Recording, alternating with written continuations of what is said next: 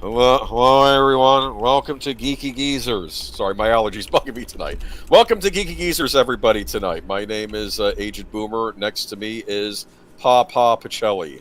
Hello, how's everyone doing? I'm doing all right. Well, other than the allergies, I guess. Yes, among other things. But I'm gonna say this. Maybe we'll keep the stream. Maybe this will be a nice light stream tonight, huh? Maybe not too much.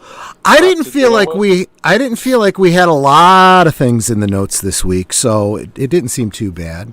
Yeah. You know, I felt like I could kind of spread things out on the thumbnail. And, there is one thing I'm going to be angry about tonight, but I think it's righteous anger, and we'll get to that a little later. Alrighty then. Concerning Sony, and they're doing it again, but we'll Sony Games Division.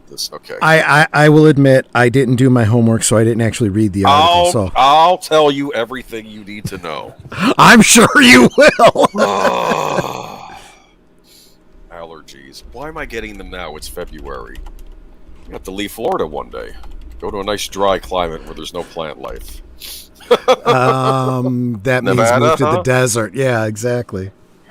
Used to the dry heat. Nice cold Move nights, close to the bunny ranch or something like that. Hey, from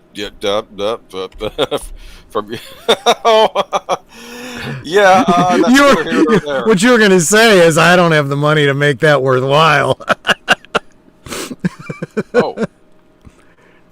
The private thing, I'm going to talk to you about that after the chat. After the stream. I'm just putting that in because I'll forget because I'm a dummy. So hopefully I'll remember. Let's say hi to everybody. Hello, Auditor Dread.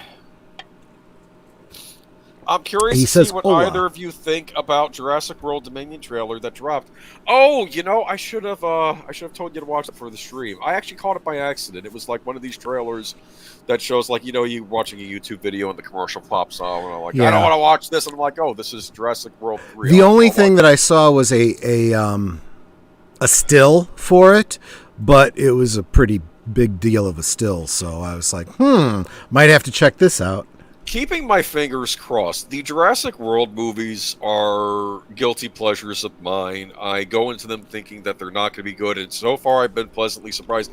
I liked the last one. That was the one all the critics tore into. It's like, it's stupid, it's dinosaurs, it's giant monster, autopilot. You know what? I had fun. Shut up. Yeah.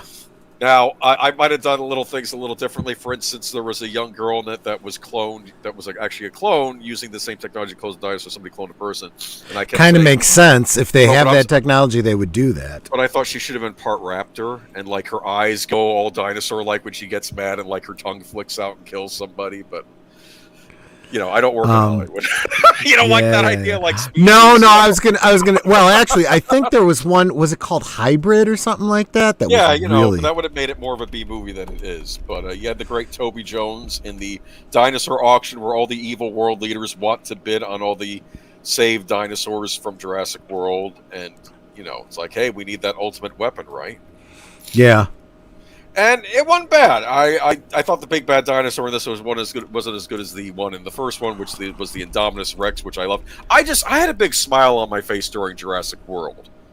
I can't explain it. It was like the last time I saw a big blockbuster in a theater where I was genuinely just, you know what, this is a lot of fun. This is Vincent D'Onofrio saying, I want to shrink down the velociraptors and turn them into, we could have used these in Tora Bora, and you're thinking that's the stupidest thing you've ever heard, but people in that movie were making dumb decisions, except for Chris Pratt. He's the only one in the movie that maybe had half a brain. And the fact that they would open up another Jurassic Park after the disaster that was the first one, call it Jurassic World, and people would flock to it. Not only that, but how did they not go bankrupt? What insurance company is going to... No. They were bought out. That was explained. Like this Indian multimillionaire guy who bought the park, and he gets killed, and it's honestly, that's probably the most realistic thing, right? Because it takes somebody who's multi-rich isn't afraid to lose money, and they're really in it for.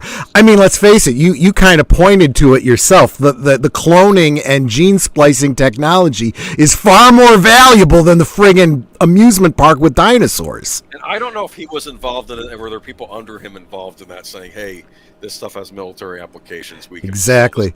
By the way, The movie I was thinking of when you brought up the raptor girl was a movie called Splice. Very from 2009. I've heard of it. I meant to watch it. Oh, you should. It's. Yes. Does the clone have a messed up? The hybrid thing have a messed up face but a killer body? Yeah, it gives you some weird feelings that you shouldn't. And then there's some you remember in Jurassic Park they had that whole thing where they were all females, and then suddenly one of them becomes male because nature finds a way, right? Well, yeah, it gets really weird, and but it's an interesting horror film. You should check it out. It's like Species. It's like something like that. Yeah. There was another movie with Anya Taylor-Joy, which I forget the name of it, but she's in it. Paul Giamatti's in it. Toby Jones is in it. Kira Sedgwick, and it's all about. I think Anya Taylor-Joy is a weird genderless clone that they make in a lab, and she gets on the loose and starts killing people, and she might have psychic powers. I haven't seen it, but I've been meaning to get around to watching it. If I think of the name, I'll let you know later. But yeah, that actually, and she's got that kind of look, right? Those eyes of hers are kind of, not just different, just a little bit. They're different. I do love her eyes, but they are a little different. Yeah, so it's. Don't ask me what I was saying toward the end of The Witch. I was saying I was yelling at the cameraman to lower the camera, but whatever. Let's move on to the chat, though. But I saw the new trailer. I'm keeping my fingers crossed. We have Dr. Grant showing up again. We like Dr. Grant. Yeah. I mean, sure. Actually, I like Jeff Goldblum's character in the last one because he's basically testifying before, I guess, Congress or the Senate, and he's saying there are big relief efforts going on to save Jurassic World because there's a volcano about to explode on it, and it's going to kill all the dinosaurs on the island. Here's my suggestion to you. Let the volcano destroy the dinosaurs on the island. Exactly. Nature is taking care of this. We made a mistake. Nature is fixing it for us. Leave it alone. That's what he said. This is, by the way, I do want to point out, Big Al did say Splice was awesome. Al, have you done a review on it? If you haven't, get on that. If you have, I've got to go search it out because I'd be really interested. Not that I'm trying to tell you how to do your job, but you can do a whole month of clone movies. That's for darn sure. You could do, what was that one Godsend with Robert De Niro where they clone the kid that dies and like there's something wrong with him because he doesn't have a soul, or I don't know what it is. Morgan was the name of the movie with Anya Taylor-Joy. Morgan. Okay. Had a pretty good cast in it too. Kate Mara's in it. Had a pretty good cast for like basically what amounts to as a B movie, but. Oh, I saw something about this. Maybe it was a trailer or something like that. I need to actually get around to watching it. But Gina Carano with a rifle, Gina Carano with anything's good. She doesn't even need a rifle. Let's face it. If you've seen some of her movies, she knows how to fight. My introduction to her was in I think. I hate it. Haywire. Haywire was a great one. Yes, yeah. Haywire, and she basically beats the crap out of Michael Fassbender. Yup. Yup. And realistically, not like in these movies where the woman, is taking down a 300-pound man when she's 109. No, you could see her doing it, and it wasn't an easy fight either. But she takes him out. But and let's face it, she knows what she's doing when it comes to fighting. So I would imagine she takes direction on that kind of stuff pretty well. Think of the Jurassic Park books and films. Humankind feels they can control nature, and it never works out when they play God. Yeah, I would argue though that humanity is always doing that, though, right? I mean, even now, I have my fan running, right? I mean, that's me trying to control the wind on some minor there. level. It is. Well, let's face it. I mean, that's all life on Earth. They do things to alter themselves, their environment.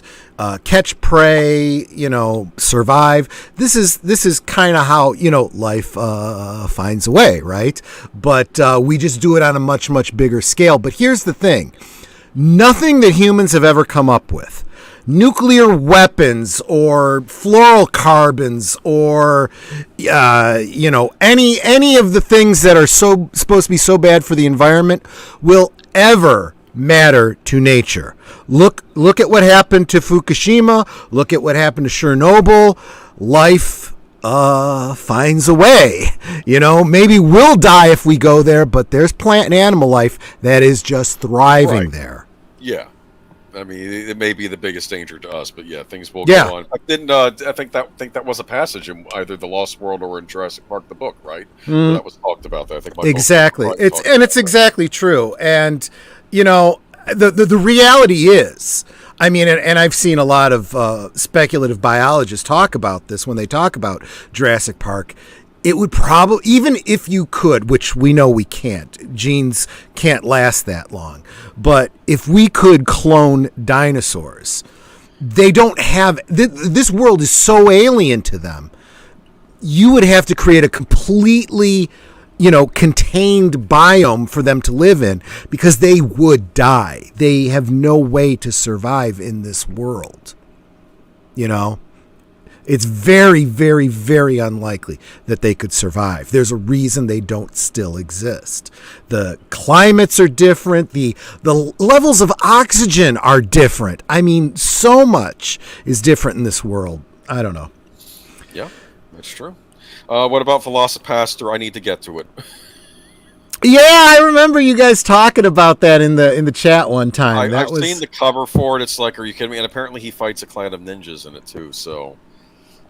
throw some pirates in there, and you got an absolute guaranteed winner. That'll be the sequel. Yeah. Okay. Him versus pirates. It'll be pirates that are like in that one Michael Caine movie where the pirates never died out. They just hid, and they're on an island somewhere, and they, Anyway, greetings, my ninja friends. Daniel. If I missed anybody else, Joshua V. Netters Network. Always good to see you. Let me just pass that list real quick. And Zootopia, always good. Arthur Dread, I think I mentioned you. And anyone else who I missed, welcome. Big Al said he saw Gina in an American Gladiators reboot. That makes perfect sense. I could see that. Yeah. But we'll be talking about her movie a little later. I did see the trailer. I think Troy did too as well. And looks good. Yep. I'll say that, but I'll get more into that later. Let's talk about the good old days.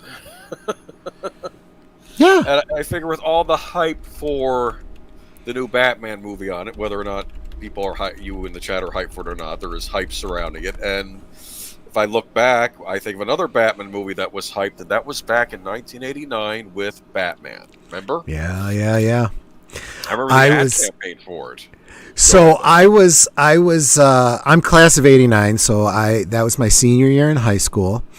I remember picking up my comics from Valentine's Comics in Brookfield, Illinois, and that was the first time that I heard that they had cast Michael Keaton as Batman. I said, you mean they cast him in Batman? He's going to be playing like the Joker or something, right? Or one of the Joker's henchmen or something. Yeah, no. He's playing Batman. Wait, Beetlejuice is playing Batman? Yeah, that's...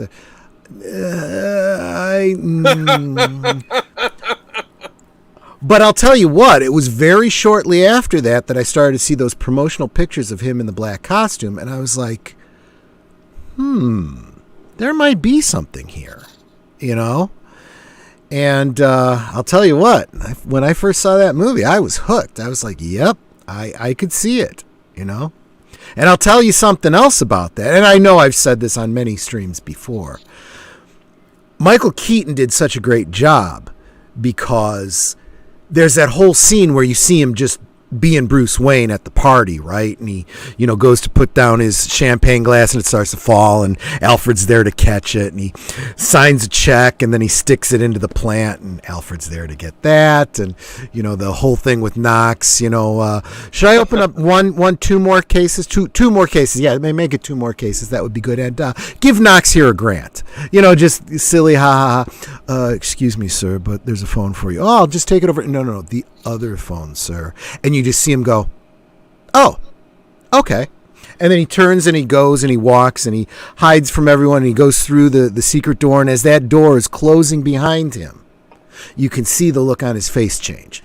And it's like, without putting on a costume, without putting on his cowl, Bruce Wayne became Batman. And it happens many other times. You see him sitting in front of his computer and so on and so forth. He's Batman. that is not Bruce Wayne. You know what I mean? Yep. And that told me that, this actor understands the character he's playing. You know, Michael Keaton, very underrated actor. He had a slump for a while too after the Batman films. He's made a comeback in recent years. Now people recognize him. Now they're using him a lot more. But he had a bit of a slump. He is one of Hollywood's great actors, though. Yeah, he is. He really is very good. And think about it, he was in comedies. Being a comedic actor is not easy.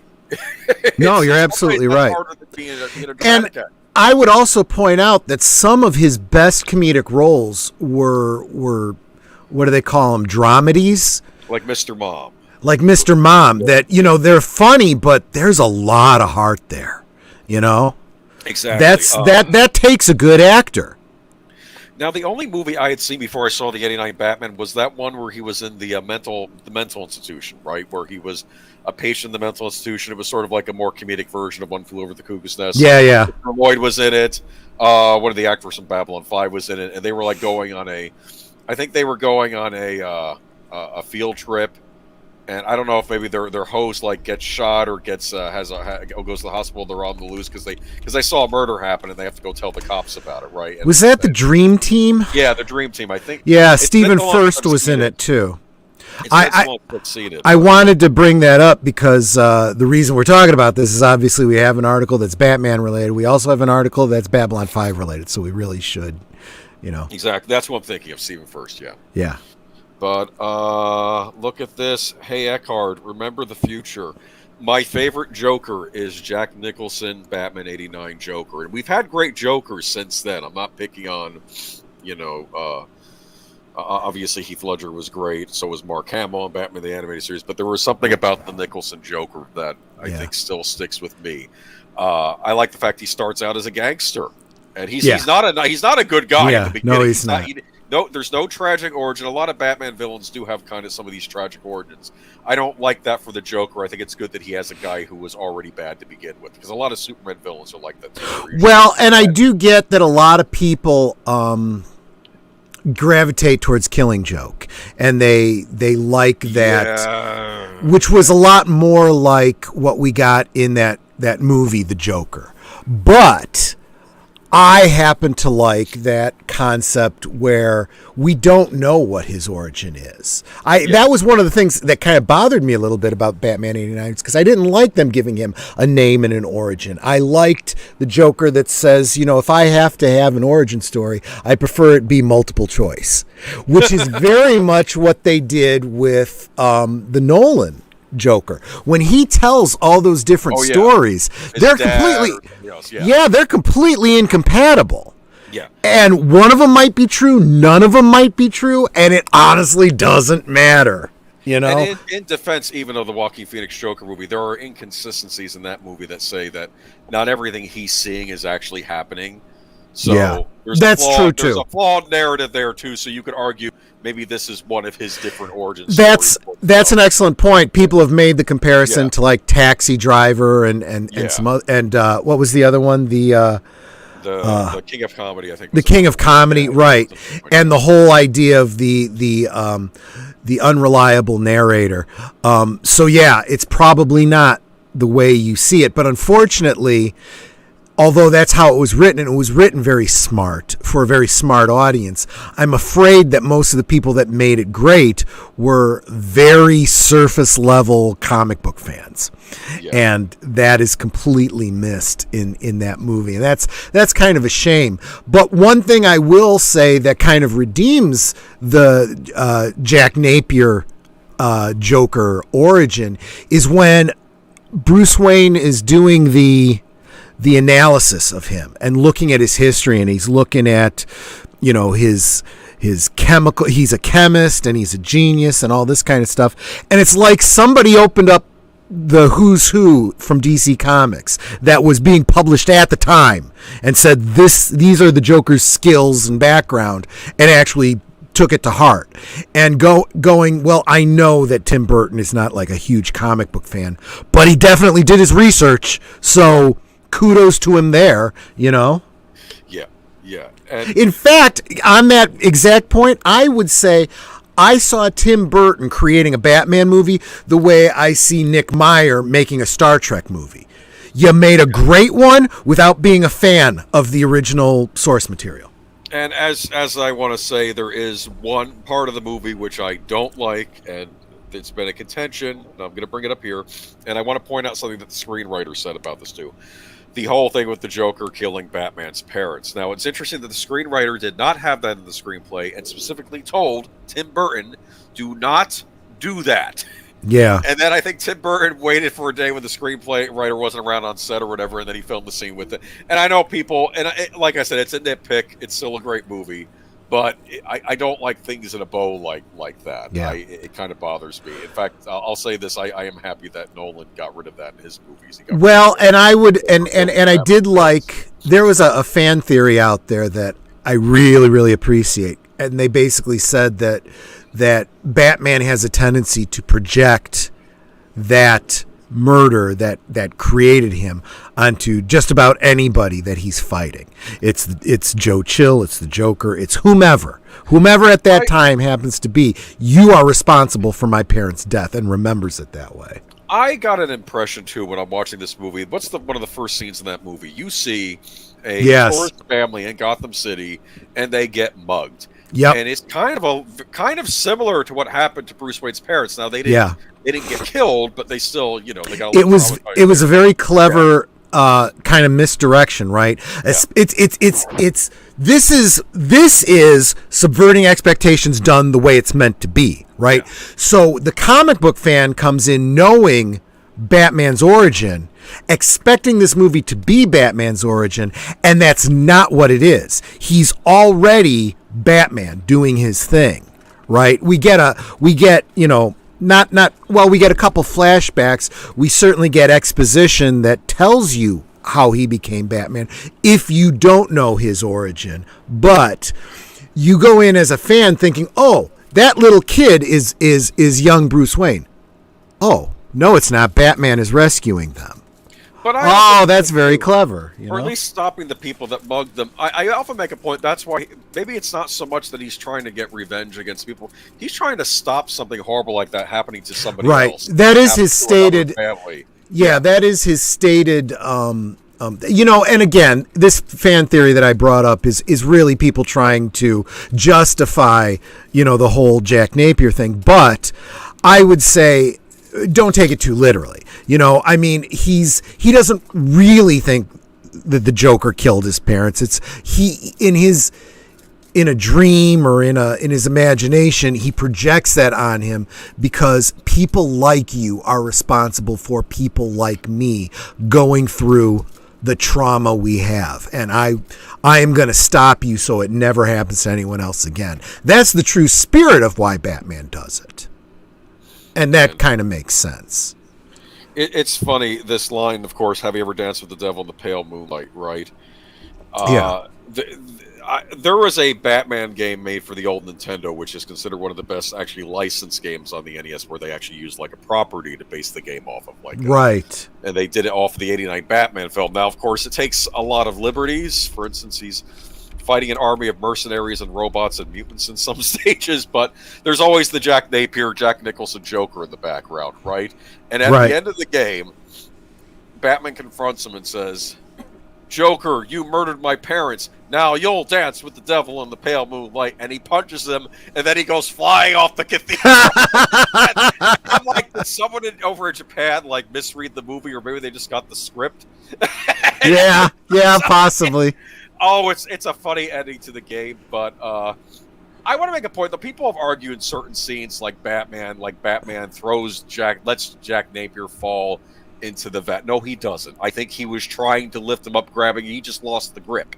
Right. That's what happened there. I don't think he did that. But I also like the fact that there is some ambiguity, and that's probably good because both of them could remember it differently. Right? It makes sense for the villain to. Oh, the Joker could think that, yeah. For the Joker to think, it's Batman's fault this happened to me, and for Batman. I never thought of it that way. Batman would never intentionally do that. No. And if he did, he would feel so guilty about it. He'd certainly convince himself that he didn't. So whether it did or not, and again, sometimes when he ties him to the gargoyle, he's not expecting him to. I don't think he was expecting the fault was that there. In fact, in my head canon, because it didn't bother me that the Joker got killed, except for the fact that I'm like, well, I guess the Joker's not coming back for any sequels. That's a shame because he's like the Batman villain that needs to come back. You don't kill off, or at least if you do it in a way where he could have survived. And I had always said that I thought in my head canon, right, he loses his grip on the rungs, and the stone doesn't break. That actually seemed kind of ridiculous to me, right? And he just falls and slams into the cathedral and gets knocked out. Yeah. I mean, that's my head canon. And then that gives him the opportunity to come back again. Who knows at that point if they were going to do sequels, though, right? If you think about it, though, that's kind of what they did in the Nolan version. He gets strung up and not killed. No. Nolan purposely kept the Joker alive because I think he was intending to use him for Part 3. Then Heath Ledger died on those unfortunate circumstances. Yeah. So I think that's why he brought back the Scarecrow. Yeah, if you see that scene in Dark Knight Rises, you almost expect that to be the Joker as the judge. Yeah. Right? But and to be fair, I liked how they did the Scarecrow in those movies too, especially that actor. Yeah, he's good. He's really good. But in fact, he was supposed to be the villain in Tron 3, but we never got to that movie. But don't get me. He's another one of those actors that affects an accent really well. That tells me this is a good professional actor. Yeah, he should be in more stuff. Cillian Murphy, I think that's his name. Yes. But I wanted to welcome Catman Dee Myers. Welcome. Oh, hey, Catman! It's been a while. Good to see you. But after rewatch of Batman, I feel Burton captured the essence of Batman, but didn't do the full research of Batman '89. The animated series still the most comic accurate of Batman. One of the things I really like that is true. The animated series had it on the it's best. Still the gold while still homaging the Tim Burton Batman. One of the things I like about Batman the animated series is they still have the Joker as a kind of a gangster in that too. They don't go into it too much, but you see in Batman Mask of the Phantasm when he's dealing with that stuff of his old fiance and her dad was involved in the mob, and there's a henchman working for the mob, and he looks at the picture of the henchman and he draws a smile on it. He's like, and he realizes that's the Joker. So it's before he became the Joker when he was just a low level, lieutenant or some guy just worked, maybe a hitman working. I also like that, again, along the lines of the multiple choice, right, is if you look at the way the Joker's been used in comics throughout the years, everything from just a crazed killer to a funny, silly jokester to, kind of everywhere in between. That was something else from Arkham Asylum. Right, where the psychiatrist was saying, it's like every day he reinvents himself, and he could be a complete pathological killer, or he could just be a silly clown. It just depends on the day, and that's kind of their way to retroactively explain his very complicated comic book history, but also, it kind of fits that kind of a pathology, right? And he could be, like I say, I think I've seen a poster of all the different movie Jokers explaining these are all the different personalities, and one of them is the gangster Joker. That tends to be my favorite version of the Joker, the gangster. But of course he's been other things. And Vicky Vale, we didn't talk too much about her. Kim Basinger, what'd you think? Huh? Well, I did like the fact that they were kind of looking for the Lois Lane analog, right? And Vicky Vale, I suppose, is an okay one. There's been a number of women in Bruce Wayne's history that I've never seen her again. Well.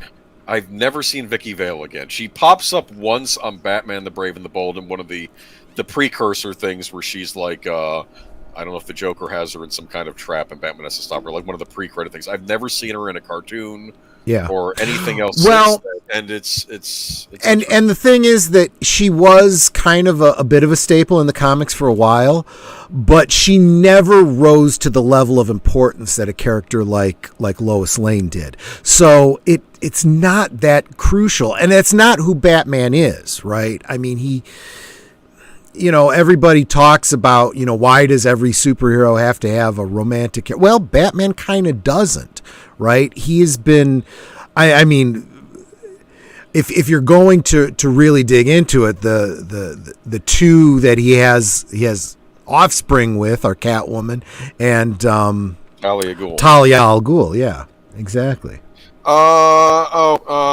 Zatopi wants to know, did you read the 3 Jokers storyline in the comics a few years ago? I did not, because I was not reading any comics at that time, although I have kind of seen some, and that was very tied into that whole 52 and post 52 kind of a thing, which of course I had no interest in, but I have seen some other YouTubers comment on that. It sounded interesting, but I think it's a little hard to do.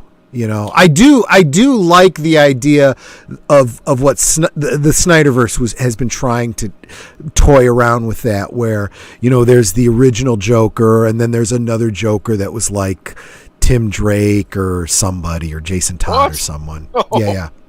That's kind of come up in the comics. They've kind of played around with that possible idea. Actually, no, I think it was Jason Todd. Jason Todd gets killed by the Joker, but he doesn't get killed. He actually becomes the next Joker or something like that. So that younger Joker that's running around with Harley in the Suicide Squad is probably an ex-Robin. She appears as a mage. And Utter Dread saying she appears as a minor character in the Batman Arkham games. I think Catwoman is more and more Bruce's love interest as of late, but yeah, Talia too. Yeah. Let's face it. I mean, as far as I'm concerned, my future history for Batman is he eventually turns over his mantle to Dick Grayson and retires, and he and Selina settle down and have a daughter, and she ends up becoming the Huntress. Right. That's just my future history. It's weird. They did do an episode of Batman the Brave and the Bold where, and this is basically, it was almost like an Alfred wish fulfillment fantasy. Of course, it's kind of weird because then Bruce Wayne gets killed in this fantasy, but Alfred's not happy the fact that Bruce Wayne isn't settling down, getting married, and starting a family. This shows up all the time, and in this one, he marries Selina Kyle. They have a son, not a daughter, and then I think they get killed. I think they get killed when the Joker shows up again, and it's like a young Joker, but then it turns out it's some guy that the older Joker turned into the new Joker, and then it's Nightwing is now Batman, and then Bruce Wayne's son becomes the new Robin, and the idea is it's always going to continue on and on and on, and it was kind of a. Well, actually, in some ways, it was one of the more serious episodes of Batman the Brave and the Bold, but it's still kind of, it's one of these things you forget about it under penalty of torture, Yeah. But merchandising, though, for Batman '89, did we talk a little bit about that? Did you have any of the toys? Yeah, I absolutely did, because this was coming right off of the Superpowers collection from Kenner. And so they actually used the molds. Well, actually, initially, Toy Biz? Something Biz. I can't remember. Made some action figures for the first '89 film that were almost in scale with the Superpowers, the 3 3/4, but they were a little bit larger and kind of clunky. The Batman figure had his utility belt could be pulled out, and it was on a winch, so it acted like his Batarang, and it was really clunky. But the figures. This was the one figure where he was all in black, and then there was a Sideshow Bob, right, as I recall. Yeah, there was Bob. I had some of those. They were very, very clunky figures. They lost the rights, or I should say the license. They lost the license, and Kenner got them back again. So they started reusing the molds from from when they did the Superpowers collection, and so we got repaints of the Penguin and Joker and so on and so forth when they started doing Batman Returns, and so we didn't get a Danny DeVito looking Penguin. We got a repaint of the comic book style. Okay, more like a Burgess Meredith looking Penguin. Yeah. And they did. What was interesting was I think you know that one of the Wayans brothers was originally going to be cast as Robin for Batman Returns, and they changed their mind and didn't do that. But Kenner was already starting to do figures of him as Robin. Really? Wow. Very much the same costume that you see Tim Drake introduced in. Okay. Which was a great costume. And they already had the figures done, and they said, what are we going to do? So this is kind of bad. They whitewashed him. They made him the Caucasian Robin from the comics. But if you look real close at his hair, it's like, oh no. That was my thing with the Jimmy Olsen that they're showing that Superman cartoon picture where I was horrified thinking, did they paint over a character that was originally like a ginger? Yeah. And made him look like African American, and it's like don't at least come up with a new design if you're doing that. But it's yeah. But then the Kenner figures started to get much better, and then there's actually some great YouTubers out there in the toy community that have done some great videos about this.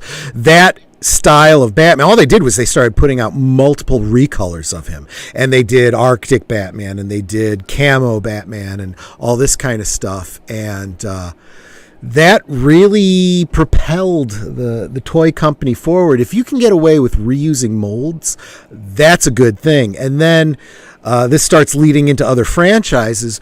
Kenner also got the rights to do the Robin Hood Prince of Thieves action figures, and they started drawing on. They used their they went back to what other molds do they have? Well, Friar Tuck used the body of the Gamorrean Guard and was repainted. Are you kidding me? I kid you not. Oh, and the Robin Hood figure was a recolor of the Green Arrow figure from the Superpowers, just with a Kevin Costner-esque head. And actually, there's a toy channel out there that goes through all the different parts of all the Robin Hood figures, and some of them were very obscure, like the head for the Sheriff of Nottingham. They thought it was a retool, but it's actually a repaint of a very obscure Kenner figure from some line. I don't even remember. It was one that I didn't follow, but it was on like a one of the Superpowers bodies, one of Darkseid's henchmen. Very, very interesting reuse of retooling and repaints. It was really, really good. These things, you can't just look at one movie, one toy line. You got to see how it affects all the different toy lines of everything else. Yeah, good stuff.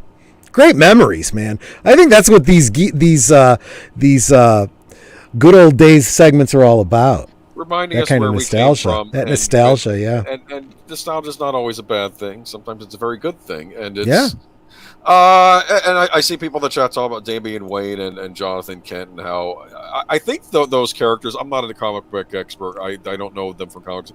I think they started out being written well and people liked them. Especially, I heard the Super Sons was very well received by a lot of people. But then later on, they kind of messed up these characters. A lot of people have pointed out that there were back in the Silver Age, there were a bunch of what ifs. And this idea, was there a what if for Batman's son? Yeah, that Batman and Superman's sons, and because I wonder if that's what they based that episode. Absolutely, it is. It absolutely is, and it kind of works. It's not exact, but it's similar, and it's really good. Okay.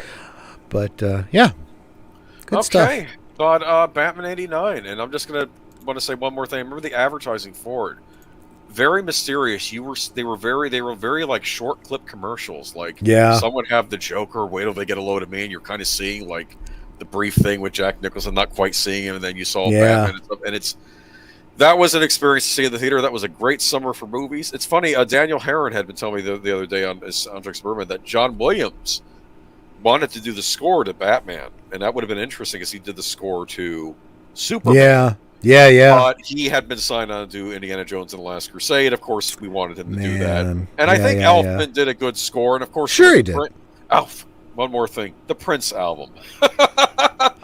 You're the Prince I love that. Here. I really did love that. Yeah. It was, and it was one of the last. I'm not going to say it. It pretty much was at the end of an era where big blockbuster films also had pop music, sprinkled into them to, kind of get that synergy going. And there was a bunch of great hits that came out of it. Bat Dance, Arm of Orion. The duet that he does with Sheena Easton, or the Vicky Vale Bruce Wayne duet. Yeah, I remember that. Exactly. I mean, there was some really good stuff there, and you got more pop releases there than you got one from the original Superman movie, and that was the Maureen McGovern, sung version of "Can You Read My Mind," which. Right. Is way superior to the spoken word version we got in the movie. Oh no! I'm sorry. I actually do like the Maureen McGovern song. They should have played that version over the spoken word. They absolutely should have. That would have been the way to go. But yeah, I actually. So I have both soundtracks. Yeah. In quotes soundtracks. I have the Prince album, and I have the Danny Elfman score. To be fair, one is usually called the score, the other is called the soundtrack when it's songs. Yeah. Birdman was called Soundtrack Suburban, I would assume, because that just sounds better than scores with Birdman, right?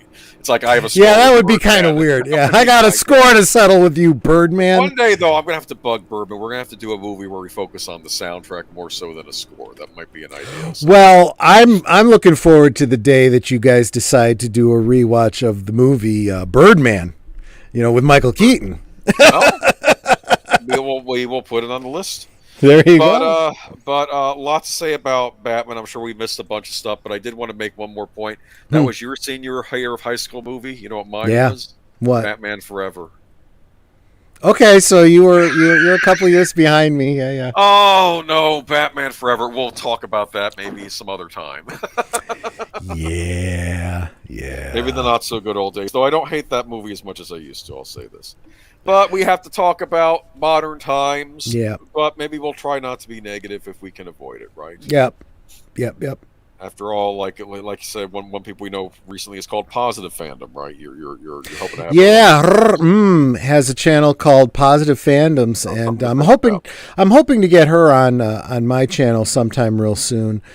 She's busy and in demand though, so it'll be a challenge, but it'll be fun. Oh. We're starting out with some bad news. I forgot about this. Let me go ahead and read this. But it's bad when you pass away, but if you left a legacy behind, that's pretty good. That's true. Well for yourself. Douglas Trumbull, VFX visual special effects pioneer on Blade Runner. Have you heard of that movie? I have. I love that movie. And Star Trek dies at 79. Yeah. That's a shame, but yeah, he did some great work. Let me read from the article. Douglas Trumbull, a legendary film pioneer of visual effects who worked on 2001 A Space Odyssey. Yeah, that little movie. Close Encounters of the Third Kind. I think I might have heard of it, yeah. And the first Star Trek movie has died. He was 79, so basically he's one of the great pioneers of special effects. Trumbull's death was announced by his daughter in a Facebook post. He died Monday night in a 2-year battle with cancer, a brain tumor, and a stroke. Wow, that's sad. She says he was an absolute genius and a wizard, and his contributions to the film and special effects industry will live on for decades and beyond. Amy Trumbull wrote, "My sister Andromed, if I'm getting the spelling of that right, and I got to see him on Saturday and tell him that I guess that the two of them love him, and we got to tell him to enjoy and embrace his journey into the great beyond. I love you, Daddy. I sure will miss you." Okay. That's rough, man.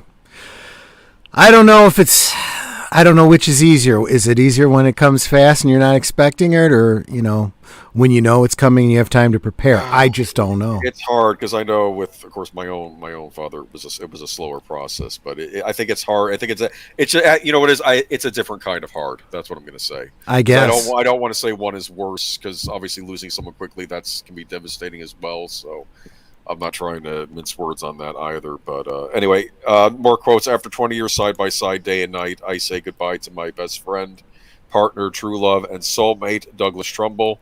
His wife Julia said in a statement, when he joined our family, new paths were imagined. He was the sun in our universe, our guiding light. We adventured together on land and sea. His passion was infectious. We worked with him to realize his dreams. Okay. He loved his life in the Berkshires on his farm with all his animals and most of all his extended family.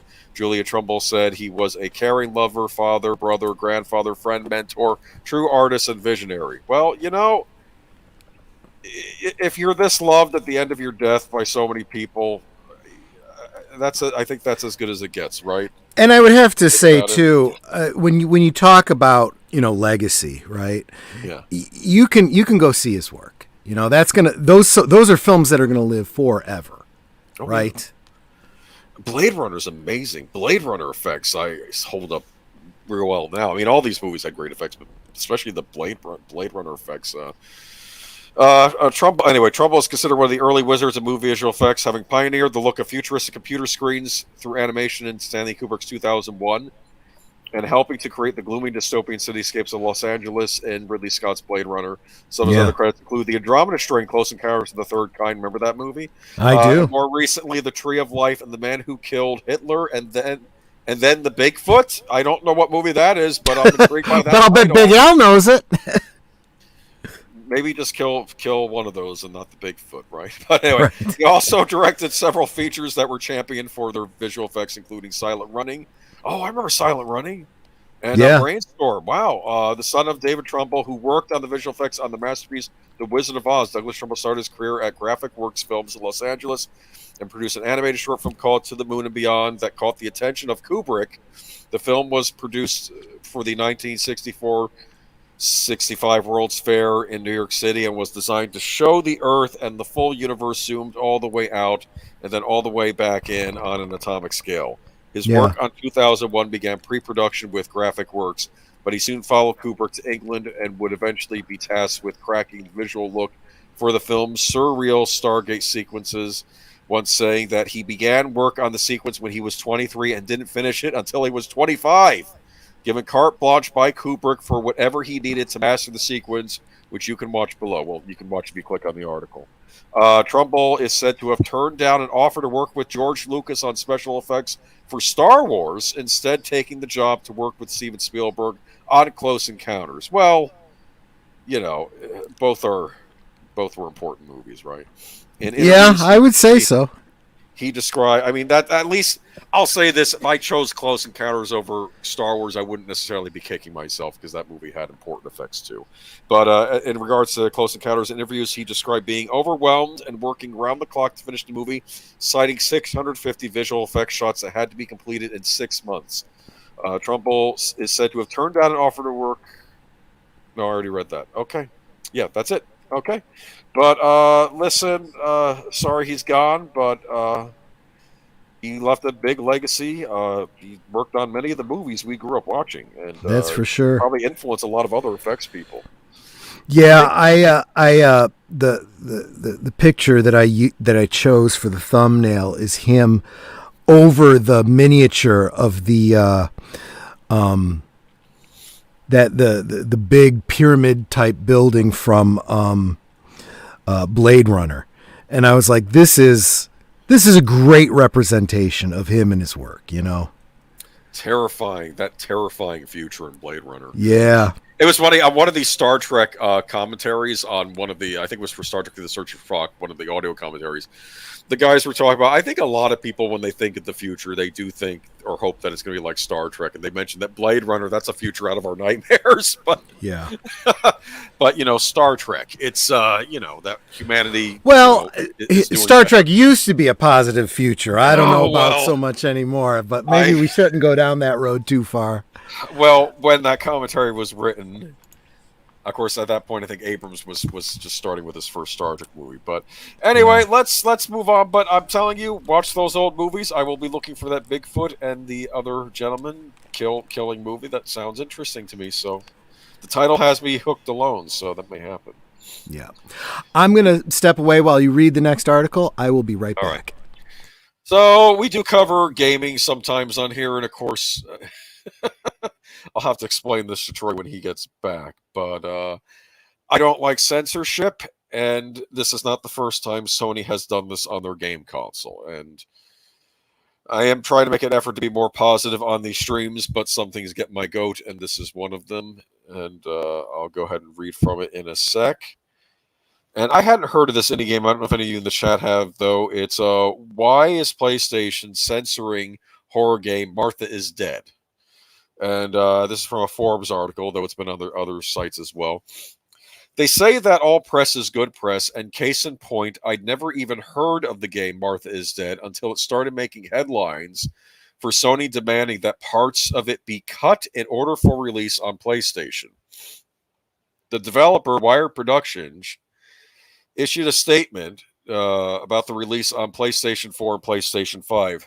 Hold on a second. Okay, that was a sneeze that didn't come. Okay, the developer Wire Productions issued a statement about the release on PlayStation 4 and PlayStation 5. Clearly somewhat upset about the situation as it requires the delay of physical release to make the changes, and the edits have not been required for an Xbox or PC release. So what exactly is going on here in 2022? What could cause Sony to say that a game goes too far and must cut content in order to be released? Excuse me. So what exactly is going on here in 2022? What could cause Sony to say a game is too far and must cut content? You back? Yeah, and I've been listening the whole time, so you don't have to catch me up. Sorry, my nose is bothering me something fierce. Hold on. Worst case, I'll take an allergy pill, but I'm going to get loopy. Okay. This is partly why it was easy for me to follow along and not miss anything. You had the long stretches of... Oh, God, I can't stand it. Okay. I don't know if pollen's in the air, what's going on down here. Anyway, so what exactly is going on here in 2022? What could cause Sony say that a game goes too far, must cut content in order to be released? Surprisingly, it's nothing to do with sex or nudity, which in the United States is usually the culprit. Mm-hmm. But if you really want to know, I should put a content warning up here for the description of graphic violence. I'll link to the main scene everyone is talking about, but I won't embed it here. While there may be a few instances of quote-unquote too far violence, the one that keeps getting brought up is that a player cuts off the face of her dead sister. And it's not just that they cut it off, it's that the action is actually a mini-game where you have to move the blade around and peel the face off. Wow! That is pretty intense. This has set off a good old-fashioned debate about video game violence, the likes of which we haven't seen for a while now, getting quote-unquote manhunt vibes with all of this. There are camps that say, knowing the context here of how brutal this scene is, how they understand PlayStation's actions. Others say that censorship is unnecessary in games like The Last of Us Part 2, which is a Sony-made game. Yeah. Their own console. And say that clearly Xbox didn't have a problem with the Martha sequence. One middle ground solution that does not appear to be offered is that some games have the option to disable especially graphic scenes that is offered at the beginning of a game or before a sequence. But from the sound of Wired Production statement, they're not too keen on compromising their horror quote-unquote vision here. Another suggestion is to rate the game adults only instead of mature is somewhat untenable given that AO games are effectively banned from all storefronts by default, meaning you might as well just not release the game at all. The end result of this is that Wired Productions is making the changes to meet the demands of Sony, but they are not happy about it. Again, I have no idea if this game on the whole is actually good or not, and I had heard nothing about it until this moment, but it certainly grabbed some attention. We'll see if this is a good thing or a bad thing to come. Wired isn't happy because there's going to be a physical edition of the game coming out. Sorry, not Wired. Hold on. Wired Productions, that is their name. Never mind. I think of the magazine. and they were going to release a physical edition through limited run games. The trouble is now they have to retool the game for their physical release, and it's going to delay the physical release. This is a problem that might not occur if it was like just a digital release only. I don't like it when console manufacturers do this. I consider this whole thing a bunch of bullshit, and I'll explain to you why. There is a ratings board. And I'm going to give you a little bit of history lesson about video games. Back in the old days, there was a debate in the 90s about video game violence. Do you remember Mortal Kombat? And all that? Sure, I do. And they even censored it on the Super Nintendo. It was uncensored on the Genesis. And Senator Joseph Lieberman got up before, the Senate and whatnot was, screaming about. And basically, and there's also a rumor that Nintendo was up to this, that they sent videos of all the gory fatalities in Mortal Kombat because they were competing with Sega, and it was a whole big mess. Eventually, what happened was a compromise happened, and what was created was the ESRB, which is a ratings board for video games, the same way you have an MPAA for motion pictures. Do you understand? Sure. Mm-hmm. Ratings go like this. There's E for everybody, E10 for ages 10 and up, teen-rated games, which I think might be 13 and up, and then you have M-rated games, which are 18 or older, or 17 or older. Okay, so I'm mincing words here. But the point is, it's like R-rated movies, PG-13, PG. Do you understand? It follows a similar wavelength. Sure. And, you're not allowed to sell an M-rated game. If a parent wants to buy an M-rated game for their child, they can. So, right. Obviously, this has happened with Grand Theft Auto, probably more times than it should have, because I actually... I do think parents should use these as guidelines. So unless they think the child is responsible enough to play something older than themselves. But at the same and so companies like this company here will submit their game to the ESRB, and the ESRB will rate it. If the ESRB had a problem with this game, they would say we're going to slap this with an AO rating, which I guess would be the equivalent of an NC-17, right? Sure. If I'm using Movie Monitor, you don't want an NC-17 on your movie either, because a lot of theater chains won't show one of those movies. Same here. Right. With storefronts for games. So, but this game cleared the ESRB. Sony, for some reason, has taken it upon itself to make content creators cut content. A lot of it has been in the past. A lot of smaller Japanese studios having scantily clad women in their games. Not nude, by the way. I want to point that out. They're not even naked. They're like in bikinis and such. And they don't like it, so they'll make them change it. It's very arbitrary. But they're the big console manufacturer. What can you do, right?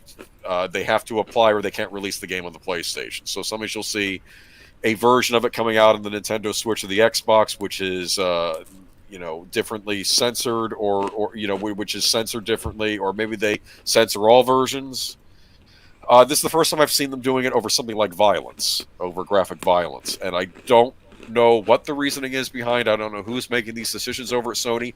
I believe the developer is an Italian developer, which I think is kind of curious. Yeah. I'm not saying there's necessarily a racial component here, but I noticed they're going after these small Japanese developers, and I know you think Sony, you think Japan, but their headquarters are now located in California. And I've heard that we did talk about that. Working in the Sony versions are maybe these neo-Puritan types I was talking to you before the stream started, ones concerned with social justice and sexy women are bad and that sort of thing. But now they're coming after this whole violence thing, which I find rather curious. And I think the idea is you're playing a character that's certifiably insane, and she wants to be your sister, so she cuts the face off her sister's corpse and puts it on, and it strikes me as almost one of these weird Italian, and I'm one of these weird Italian. Like some of these Italian horror movies from the 70s or 80s where they went into kind of disturbing territory. That's sure. Mm-hmm. I'm very curious about this game now. I kind of want to pick it up. Is it only available through this console? No, you can get it on Xbox and you can get it on PC, and it will be uncensored on those when it comes out. I own an Xbox, so I may just... Really? The PC version isn't censored? You don't say. Don't joke about this. What is a big stormfront on PC? It's Steam. And Steam, if Steam says it wants to censor something, it will. No one avoids censorship, oddly enough, except Nintendo. You could always own physical media. Yeah, the problem is the physical media version being released is the one that's going to end up getting censored. Oh, there you go. Of this whole thing, there was only one physical release, and that was on the PlayStation consoles, the PlayStation 4 and the PlayStation 5. This is a bit of a mess. I wish this company well. This is not cool. It is not cool when companies already go through. I can understand if the ESRB slapped this down. The ESRB, in my opinion, I didn't like it, but it was the compromise that we made for the game. So yeah, to get the purest. Basically, this was the purest of the '90s. This was basically Tipper Gore, John McCain, and all the rest, and Senator Lieberman, all crying about violence in cartoons and media and video games and music. Look, there was a stuff that happened then. There was a lot to placate that, but now we're seeing it rear its ugly heads under the console manufacturer. At the time, there was a lot of people that were really bothered by the mature rating put on music and the ratings put on games and stuff like that. And I just saw it as a good compromise because I honestly do not agree with censorship. Censorship is wrong. It's bad. It's always wrong and bad in my opinion. However, a parent has a right to know what their children are consuming. Fine. Until they're adults. So there's a reasonable expectation that there's got to be a way for these parents to know what the content is, yeah. and it was just like, that's fine. You want to play this game, you can wait until you're 18, yeah. And then you don't live under my roof, you can make whatever choices you want to. A store owner cannot sell an M-rated game to a minor. They will get into trouble. You will get carded like you will when you're buying beer. If you get caught doing that, you could get into major trouble. Like the store will get sued or something will happen. So they're under ruled too. Yeah. I get that too, because you also should not be, if you run a bookstore or a magazine stand, you shouldn't be selling Playboy to a 12-year-old. I mean, there's if a parent decides in their own home, you can read this, you can watch this, you can play this game, you can have a sip of wine with dinner, whatever. We live in this really weird era where the Puritans are coming out and saying, well, we shouldn't allow this in kids and da-da-da. Won't someone think of the children? And then they're saying, but we could have medical procedures on children without the parents' consent or knowledge or... Well, yeah. Here's the thing. Well, even in this case, it's like they'll get all upset about censoring a woman in a bikini, but then now they're going to get upset about violence being censored. Well, when you allow any of this forward, it opens the door for any kind of censorship. But anyway, I didn't mean to interrupt you. I'm sorry, but yeah, you were. No, you're basically hitting the right points. Censorship is always a bad idea because what you find offensive today in your culture, tomorrow might be completely different, and just overseas might be very different too. So we really got to get over this. Informed consent, people. That's what we need, is informed consent. And that's why I justify things like rating systems and stuff like that. For those of you who live overseas, the United States goes through one of these moral panics every couple decades or so. I don't know why. We don't learn our lessons. It happened in the 50s. It happened in the 90s. It's happening again now. I'm just sick of it. But the only irony is that historically it always used to be religious people that would do this, and now it's become the opposite side of the aisle. Yeah. It's just people. Puritanism just will sneak in wherever it wants. It's like Hydra. Hydra will go with the Third Reich and then goes into the Soviets, and it goes into the U.S. government, for following a Marvel analogy for this. Exactly. It sneaks everywhere. But what did I want to make, though? Auditor Dread says, it reminds me of Manhunt 2 and Manhunt 2, where they wanted to push the envelope of violence. Manhunt 2 got censored. That got slapped by the ESRB. They were mad at that game. That game has still been censored even to this day. Manhunt 2 was... You got to take some liberties when carving up the people. You were an escaped mental patient in a mental hospital. And look, I'll tell you, I honestly... Yeah, go ahead. I honestly feel there is a place for these kinds of immersive horror games that you go, oh, no, I don't want it. No, I don't want to, Listen, when I'm playing Manhunt 2, and some guy flings something at me, I want to see what that is in the game. Like I don't know if he's flung his poo at me or something. Well, honestly, though, I sometimes not seeing is even worse because your mind draws in an idea. I'll say this in Manhunt too, when like it all gets all blurry and black and white and stuff, you can't see it quite right. Your mind makes it worse. I think probably what you saw in the game. It's the whole Jaws effect, you know. Don't see the shark, you don't know when it's coming or where it's at. Yeah. Who was the actor in Manhunt 1? Manhunt 1 got released uncensored. Who was the actor? Was it hold on, give me a second here. It was Brian Cox. Here's the plot of Manhunt. It's like a Most Dangerous Game situation where he lets you out of prison, but you have to go kill other prisoners in horrifying ways. Or he's gonna, I don't know if I forgot what he was gonna do. Maybe he either had your family, he was gonna do something to them, or he was gonna give you money or give you your freedom. But you had to go around killing these other horrible prisoners from the prison in like the cityscape. And whenever he would murder someone in a creative way, like choke them with a bag, like make them suffocate, or other things, he would say stuff like, "Oh, you're really turning me on." And I'm thinking, think about Brian. You know Brian Cox, right? You think about him doing that while you're doing this. And the funny thing was, there was actually a PlayStation 2 headset at the time where you could actually plug it in, and the game music would be coming in over your TV, but his voice would come in through the headset while you played the game. And I'm thinking, how disturbing could that be, right? If you think about it. Oh, the old days of video games. Let's see. For PlayStation 4, Devil May Cry 5 was censored when showing either Lady or Trish when they were nude. I believe they have removed the censor for those scenes.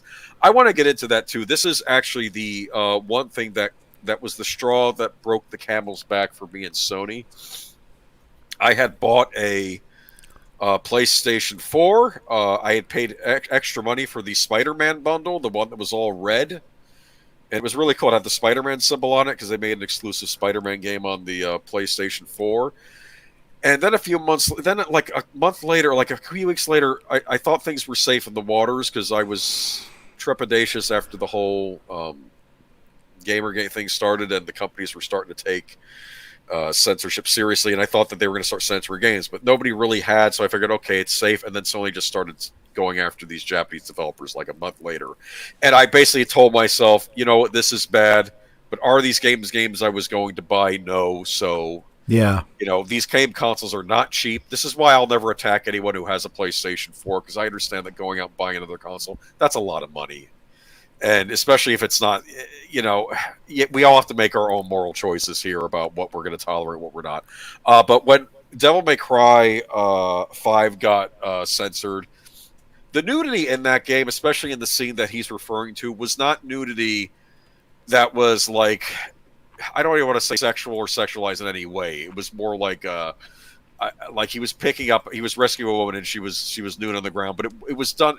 That kind of nudity would be like a more artistic statue type. Sure. I think any kind of nudity should be censored because I'm not a prude or anything. But this wasn't even meant. It clearly was not sexualized. It was meant to be, graphically off-putting, if anything. A little bit, but it wasn't even that. I didn't think it was done in poor taste. Yeah. And they eventually recanted on this one scene, and then they put it back in. Other scenes have been censored. That might have been the developer just censoring them outright. When I think one of the women undresses, and they have like a special like a lens flare shine, so you can't see it. Yeah. J.J. Abrams must have been involved. I don't know. But I don't like game censorship or adults. If a game is adults only, that means the person playing it is old enough to see that, and it's nudity, or it's a girl, or it's someone in a bikini, or it's suggestive themes.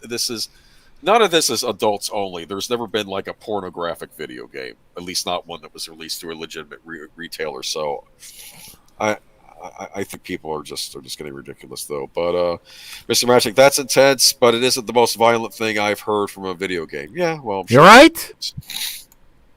Like in Last of Us Part 2, when the main character is getting revenge and she shoots a woman and then lifts up and finds out the woman was pregnant. And I'm thinking, well, this is a game you released, Sony. That's okay, but apparently defacing a a dead body isn't okay because you have no standards of morality. And well, you have to understand these are the kind of people that probably are pretty okay with killing unborn children to begin with. So I don't know, but anyway, the point is that I would argue, in my opinion, here's what I'll say: Last of Us Part 2, don't want to play it. That game, in my opinion, is in bad taste. It has a right to exist. People have a right to go out and purchase it and make their own minds about these things. Yep.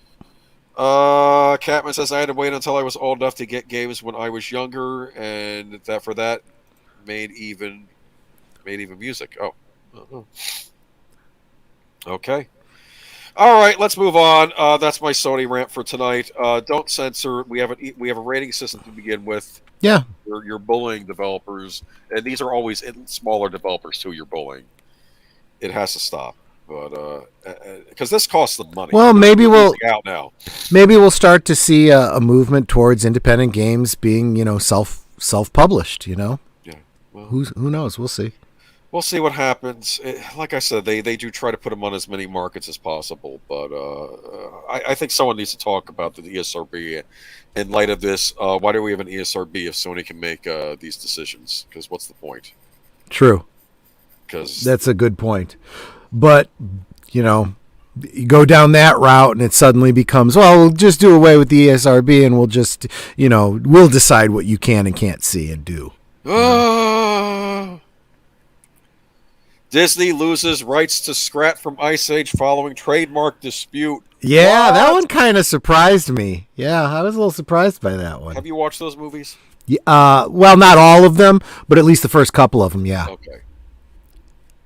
Somehow I've never seen an Ice Age movie. I need to get around to that one these days, but it's not bad. Yeah. Yeah, it was a 20th Century Fox animated feature. Now, of course, Disney owns 20th Century Fox, so they inherited a lot of movies. Scrat has been a fan favorite since the film Ice Age was released on March 2nd, 2002. The squirrel has always been up to no good, but the studio behind the movie, Blue Sky, had no idea just how much chaos the character would create.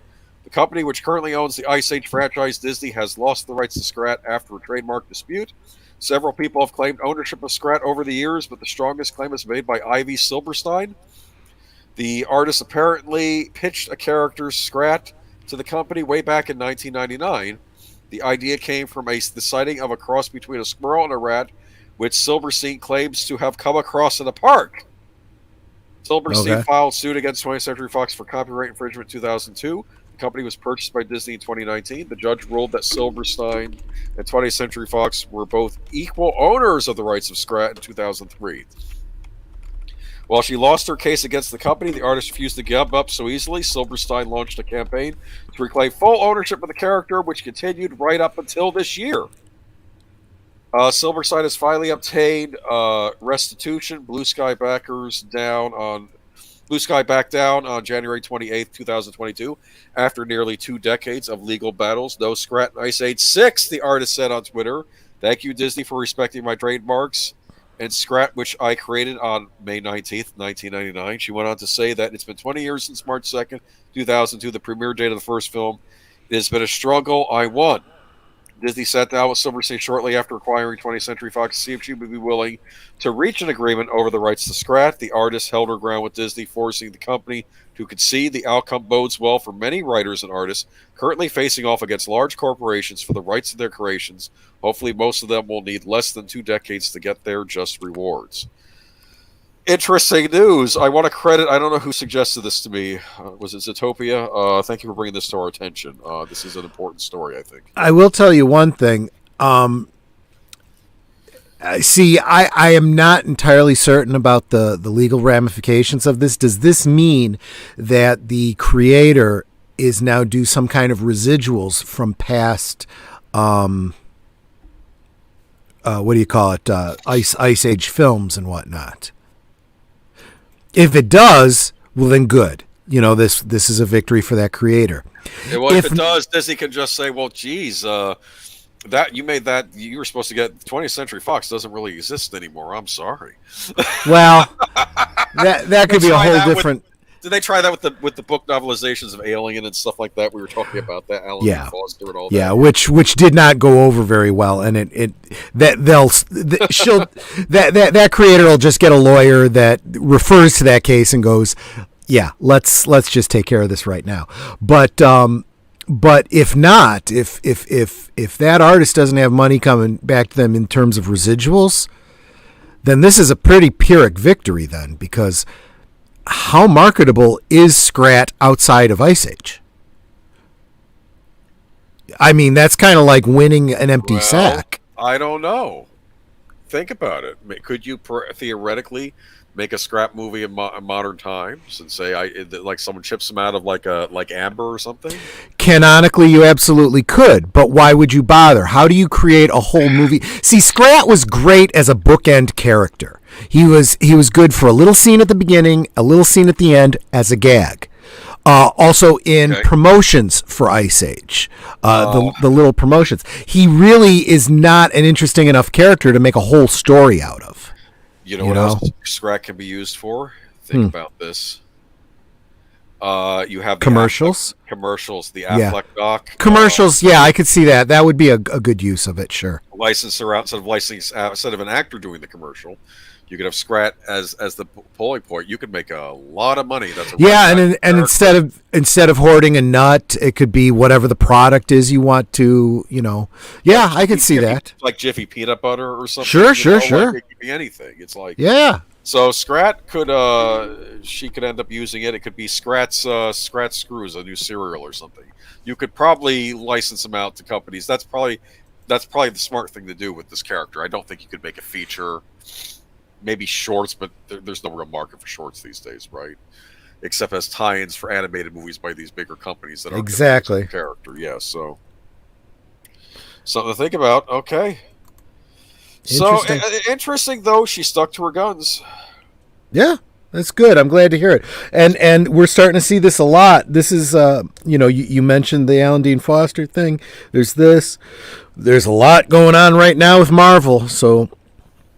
And DC as well, so it's going to be interesting to see how these all turn out. Yeah, we talked about Winter Soldier, how the creators of that were getting angry because they didn't make a penny off of that. Yep. He's been one of the biggest characters in the MCU, but interesting. Yep.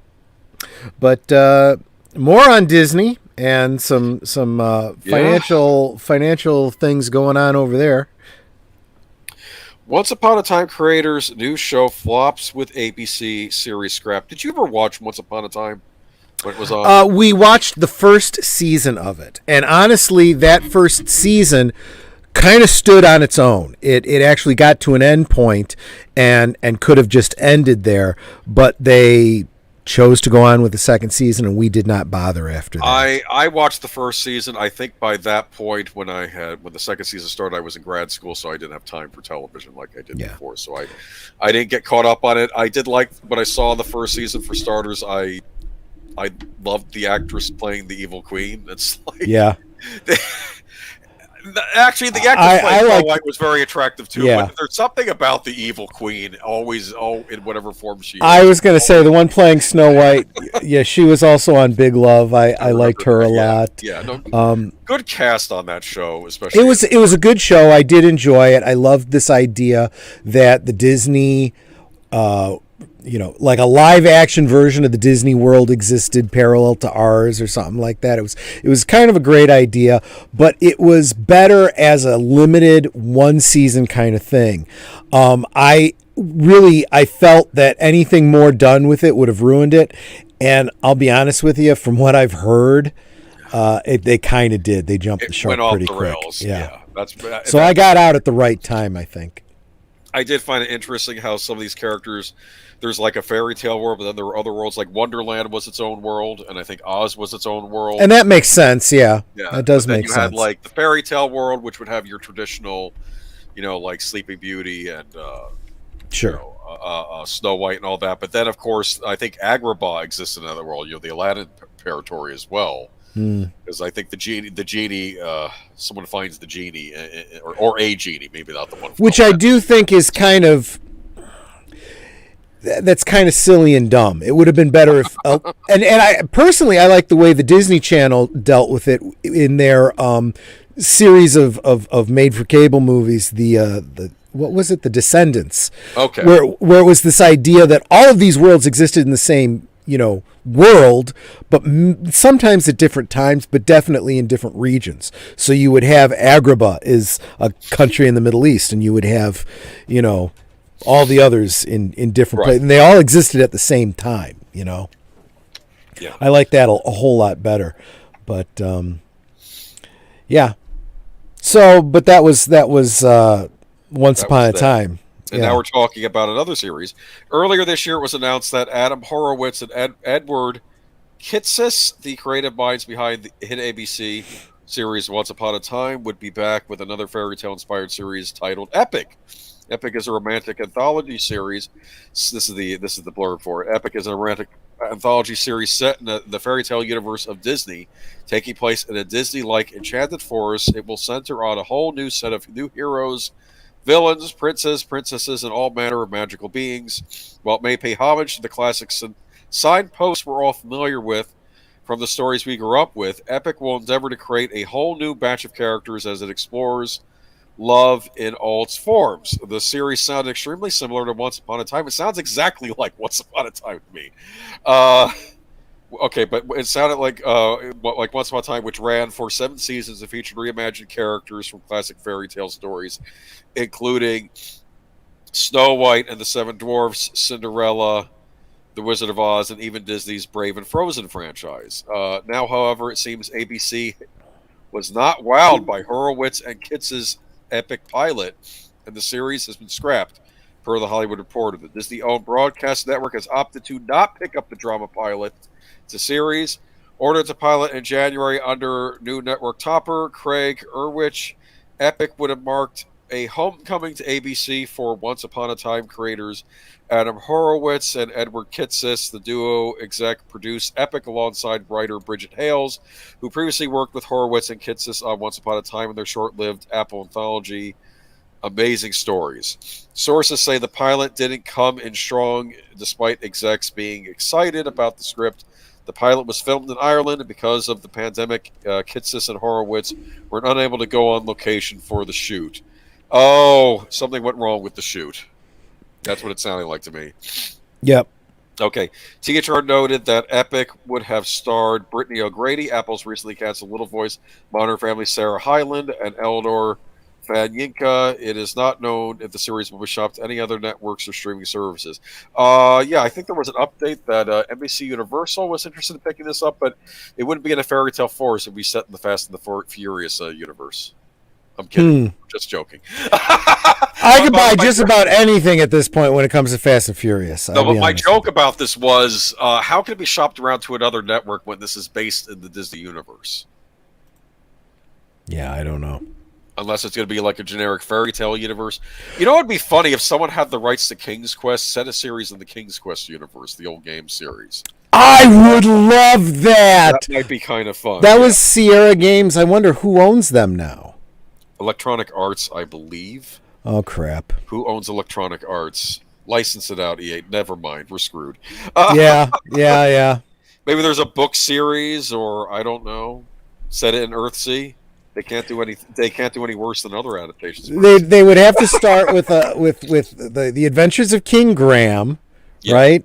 And then it would go to his. I don't remember who his son was. Well, Prince Eric, I think it was, or something like that. Well, think about it. You could use those games as the backstory, the way the Disney animated features are being used at the backstories, and introduce new characters, because that's true. What we're planning to do anyway. And those games have a very fairy tale, like they kind of allude to fairy tales in those games a lot too.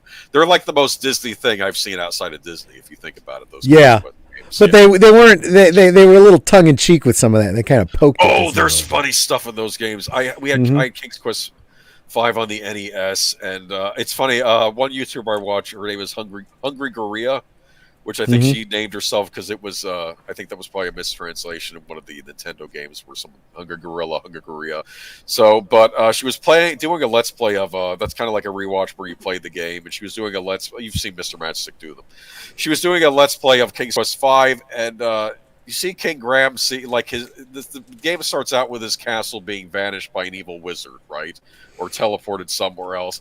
And then an owl comes to King Graham and says, "Oh yes, I saw your castle. It was being teleported away, and all your siblings. I have to say, it was a shocking sight. I don't know I'm very upset about all this. And like the Hungry Gorilla was making a point. Oh, let's make this all about you. Yeah. You know, he just lost his. I lost my kingdom, my family, and everything. But you were stressed. You know what though? That's kind of like what I see when I look at the media today. So I'm not really surprised. Oh. Yeah. Well, you know, but on this particular one, you know, who had some very interesting things to say about it was Cameron Pasha. If you don't mind me reading a quick quote from him. I have no doubt that this series has fallen to the sword of Chapek's memo, where he said that the company will follow the audience as its North Star. There was never any demand for this show from the market, and it was only greenlit because the people involved were high-level members of the club. And he talks about some of his personal interactions with these people that you just mentioned. And then he goes on to say the fact that the high-level club members such as these have fallen out of favor inside Disney speaks volumes. When I was there, one call from them sent Disney executives scurrying to fulfill their wishes. I guess those days are over. A few months ago, ABC decided not to go forward with their series Epic after the pilot was poorly received. So they have been steadily falling out of favor. So this is a common thing that Cameron has pointed out, that under Iger, we had a lot of really bad projects that a lot of money was put into, that because so much money was put into it, the studio would double down and double down and double down. And any gambler knows you stop when you're on a losing streak. You're not doing yourself any favors. This is the path to bankruptcy. You know, it doesn't matter how much money you've put in. You've lost it, walk away. All you're going to do is lose more, right? And there is this attitude that, oh, no. Disney has put too much money into this, so they can't afford to walk away from it. No. Disney can't afford to keep losing money. So I don't care if it's the sequel trilogy to Star Wars, or it's, you know, a prequel to the live action Beauty and the Beast. They could have a whole pilot filmed. They could have a whole series filmed. If all it's going to do is piss off fans and piss off people that would otherwise subscribe to Disney Plus, especially after the last investors call, which we'll get to in a minute, they're not going to piss off investors. They're going to say, F it, you guys are fired. We're not going forward with this project. And what else have we got? Yeah, it's, I guess no more. This is good news, okay? In other words, it's what I've been saying all along. The new regime wants to make money. This is not Bob Iger, where he was butting up to all the creatives and letting the creatives do whatever they wanted. Yep. Yep. Let's see. First three Ice Age films are the best ones. I'm sure that's the case. I'll take you at your word on that. I think those were the only ones I saw. You know, but it's diminishing returns on some of these cartoon sequels, right? You know, it was the same thing with Cars. I liked the first couple Cars movies, but the last one that I saw was like, it's okay, and it was the first of a double feature at a drive-in. So I was like, okay, let's get to the real reason I'm here. You know. So I'll say this. I like the first three Toy Stories. I still have yet to watch Toy Story 4 because I'm kind of like, this Toy Story need a fourth one. Maybe the chat saw it and like it. I don't know. But I was like, it kind of wrapped up in Toy Story 3. Yeah. Let's maybe leave it alone. That was my thought. And I have not heard good things about Toy Story 4, so I haven't bothered with it. And then also Monster University, I didn't bother with that one. I didn't like the way of Mike and Sully being college students because I thought, yeah, dude, these are regular Joes that got a job at a factory. I really am bothered about this whole idea of going back and doing prequels. Okay, it makes about as much sense as Muppet Babies. It's dumb. Don't do it. Okay, And Muppet Babies was tongue-in-cheek. You were never meant to believe. Next week's Good Old Days will be Muppet Babies, followed by a rant on the new Disney series. I'm kidding. You were never supposed to believe that the Muppet Babies was in any way in canon or continuity with, like, the Muppet movie or something like that, And it was clearly just a cutesy Saturday morning thing to sell cutesy child toys of the Muppet characters. But, Monsters University or this, obviously aborted project, just don't. Joshua V, I had told you about the Ice Age news originally. Thank you. It was a good story. You guys hear good stories, let us know if I feel it's pertinent. I'll bring it up in the stream. Okay? And thanks for mentioning, because we always do want to give credit where credit is due too. I gave credit to Zootopia. You get no credit for the story. You get credit for other things, though. Okay? Yeah. We enjoy all. Zootopia, you're still good people, but this one wasn't yours. Except for one who's no longer with us. But we won't get into that. Well, those were not necessarily good suggestions. So that's my point. We'll go on later. Disney's blowout earnings. 3 hot takeaways. What? Yeah. Disney is. I got all of you guys hoping for death at Disney's not happening. Nope. Okay. Traders are tuning into Disney after a comeback quarter for the entertainment beast. Yikes. Yep. I'm thinking Nikki has fangs now. Yeah. Shares surged 8% in pre-market trading Thursday to $158.62 as the company smashed analyst sales estimated at more than $1 billion in earnings by 45 cents. The company saw a major uptick in operating profits at its parks divisions as consumers returned following time away due to the pandemic and prices were hiked for food and other amenities. Meanwhile, Disney showed a better than expected 11.8 million net additions to its Disney Plus streaming services compared to consensus forecasts for 7 million. Interesting. A lot of parks stuff going on. Have you noticed that? Yep. Disney Plus is hardly out of the woods with a long way to FY24 guidance, but Disney is doing and saying all the right things. Heavy content investments, rationality on sports rights, bundling, etc. We like the setup here for content success to drive subs. Parks coming back in a big way provides earnings, valuation, and support in our view. Wells Fargo's Steve Cahall said in a research note. I still don't understand this. They own 2 big streaming services. They own Disney Plus and they own Hulu. And I don't know why there's not more. If you I know they bundle them together sometimes too, and ESPN. Yeah. And as well, if you check out Valiant Renegade's most recent video, he kind of talks about this, where it seems clear that they are starting to, they're putting more mature material on Disney, as we've seen with Mandalorian, Book of Boba Fett, and so forth.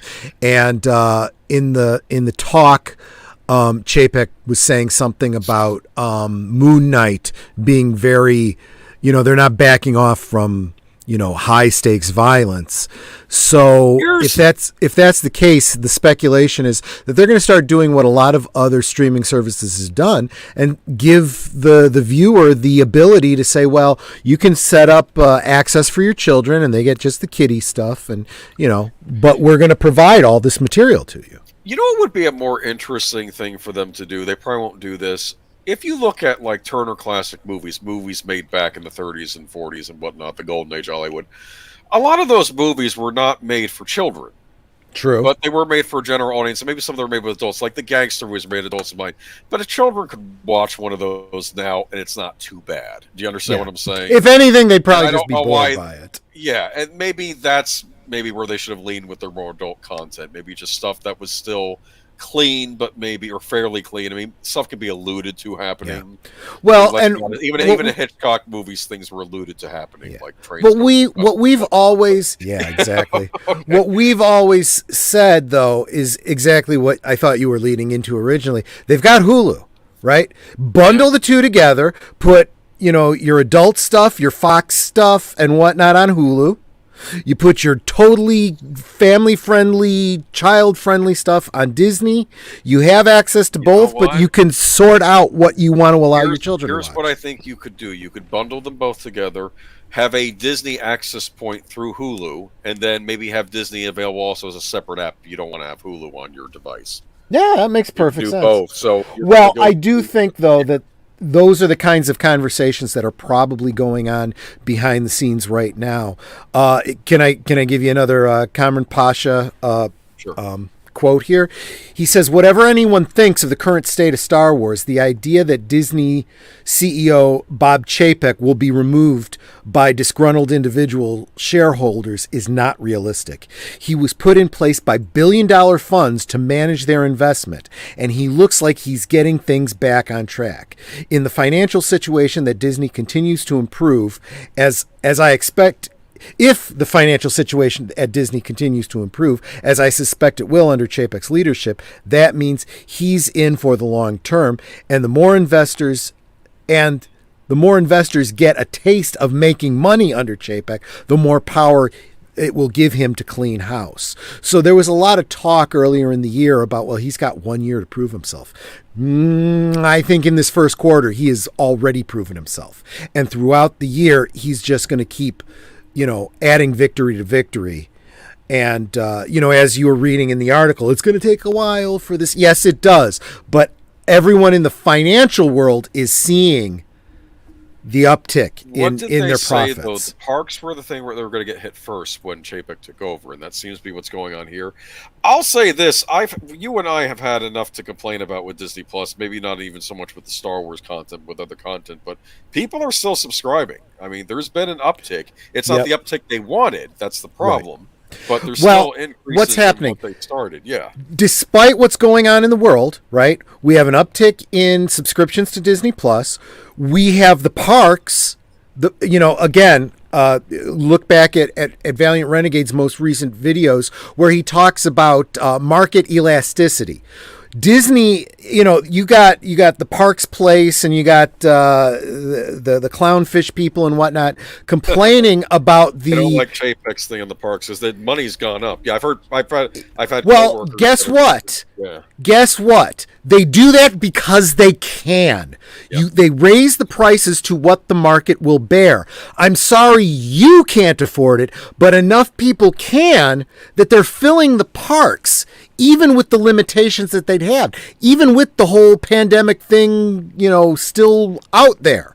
Okay? So sorry you don't like it, but they're doing well for themselves. I've said this in the past. I've had mixed feelings on this, but you're right. They are able to do it. And you're a Florida, resident. This has got to be good.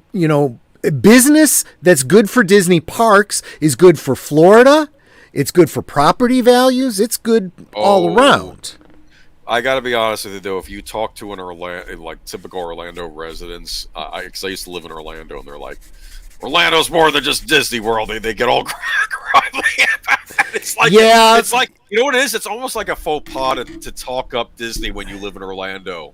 It's very weird. That's like the people in Metropolis, Illinois, that say, our town is more than Superman. Yeah, and where do you make all your money from? I'm just saying.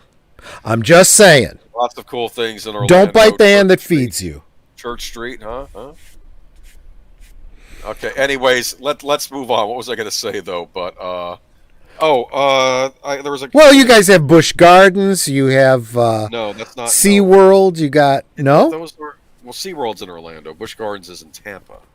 Oh, okay. I was talking about the state of Florida, not specifically a town. We have Miami. There's dolphins there, right? In more ways than one. We have Everglades too. You can go on boat tours and see the horrible things swimming underneath. I was going to say, you can go into the Everglades. You may never come out again. Yeah, pretty much. There is wild stuff in Florida. Scary things in Florida. There's lots of scary things in Florida. Yeah, like Florida, man. And the skunk ape. You know what the skunk ape is? No, I don't. Well, we'll talk about that another time. He's like our version of Bigfoot. Okay. Oh, cool. The parks comeback. The parks business swung to an operating profit of $2.45 billion in a quarter from a loss of $119 million last year. Parks are pumping. Probably not as much as probably more in Florida than maybe in California. Content machine spins. This is an interesting. Anyone concerned that Disney isn't producing enough content amid the pandemic to feed the beasts that are entertainment parks and streaming platforms may want to think again. Chapek detailed a solid pipeline of big budget content that could be key drivers of future sales and profits. The remainder of this fiscal year will feature compelling Disney Plus originals from across our brands and franchises, beginning with Pixar's Turning Red and Marvel Studios' Moon Knight, and in the back half of FY22. We will feature a truly stunning array of content, including 2 Star Wars series, Chapek revealed. Chapek also said to be on the lookout for a new series from Marvel, and a new live-action film based on the classic Pinocchio starring Tom Hanks as Geppetto. Typically, I don't like these Disney live-action remakes, but Tom Hanks as Geppetto is kind of interesting. I'll say that for that. Yeah, and of all of these live action things, I am more familiar with live action versions of Pinocchio than I am even with the original, animated Pinocchio. Pinocchio. Sandy Duncan and hold that thought. Mary Martin. Maybe next week. Good old days. Let's do I'm sorry. Mary Martin was Peter Pan. My apologies. Well, yeah, Sandy Duncan, though, as Pinocchio was brilliant. She did do Pinocchio. It was on the Disney Channel, wasn't it? Yes, I remember that back in the day. With jokes that I guess you wouldn't be allowed to make today. Who's a me? Who's a you? Oh, my mother loved that. She thought that was hysterical. Because your mom had a sense of humor. Yeah. We can have a sense of humor about ourselves and the exaggerations, as long as it's not mean-spirited. That's the whole thing. Yes, it's just... Anyways, but... Pinocchio, we may have to do a good old days on it. That's one of the...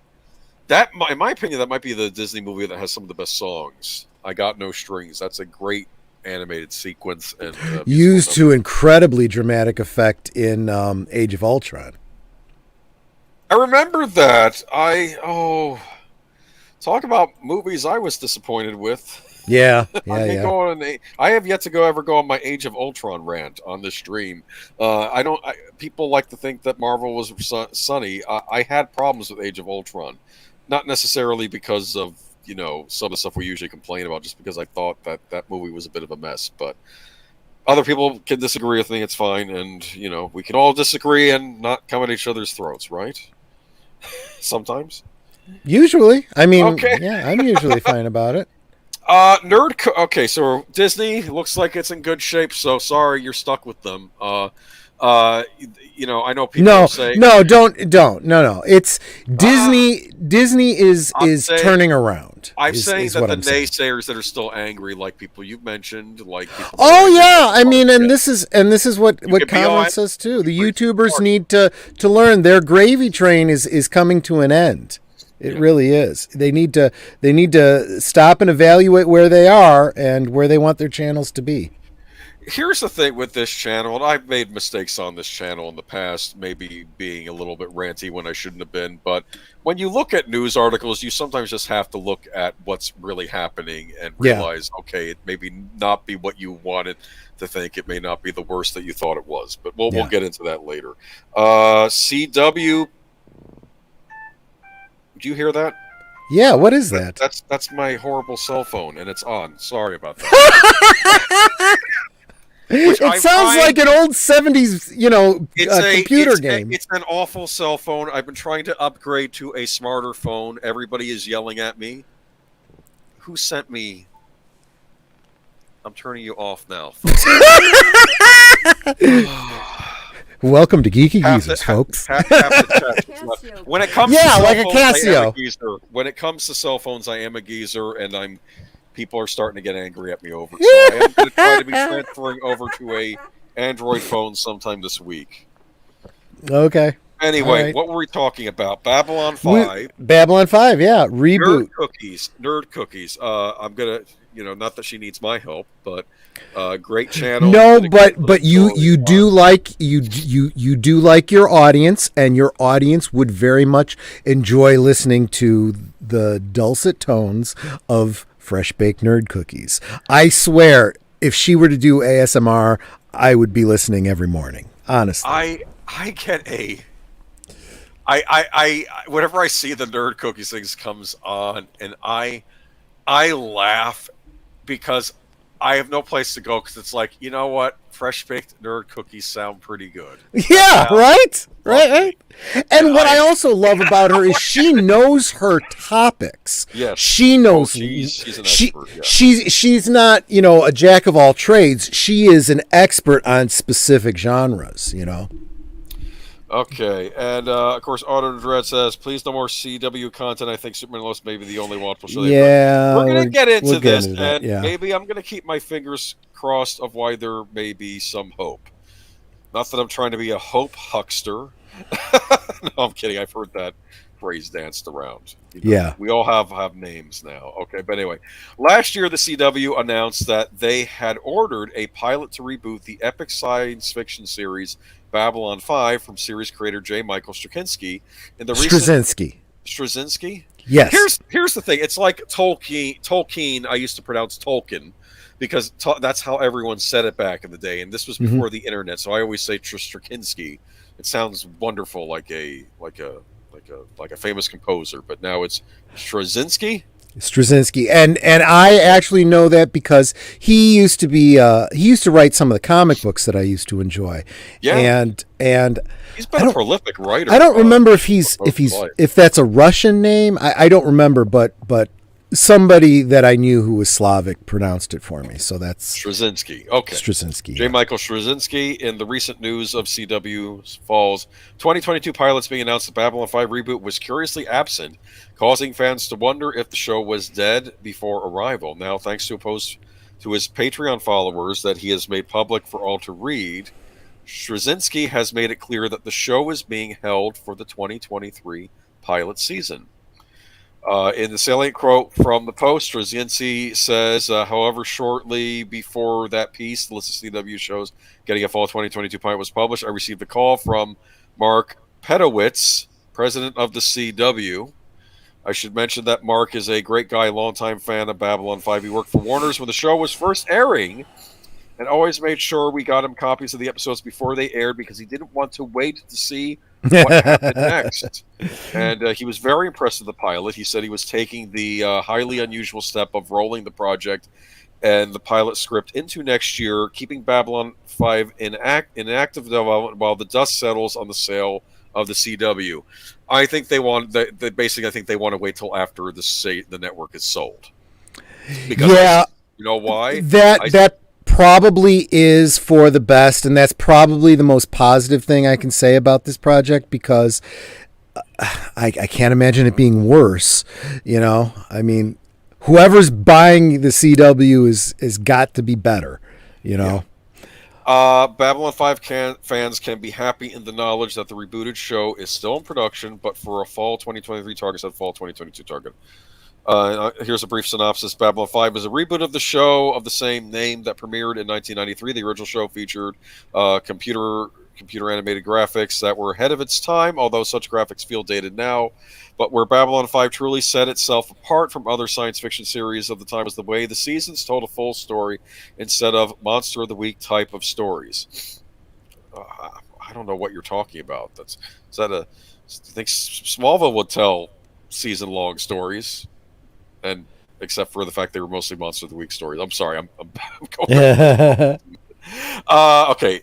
These season-long story arcs allowed for greater plot and character development than other science fiction shows at the time. It was a model for Star Trek Deep Space Nine, a model that Star Trek Deep Space Nine would adopt in later seasons. Yeah, I think actually Babylon 5 helped make that show better too. When it was announced that a new Babylon 5 was in development with series J. Michael Straczynski at the helm, many fans were hoping for a continuation of the story from the original series. There was so much more story to tell after that, but so many of the original cast having passed away, including Mira Furlan, who played Minbari Ambassador Delenn just last year, it would be impractical to continue the story without those members of the cast. How you can tell John Sheridan's story without Ambassador Delenn, after all. Oh, I want to make a point. Mira Furlan, I don't know if you watched Lost. She was a regular on Lost. Yes, she was. I was happy to see her get work after Babylon. I was happy to meet her in person. She was a very, very sweet person. Yeah, no good.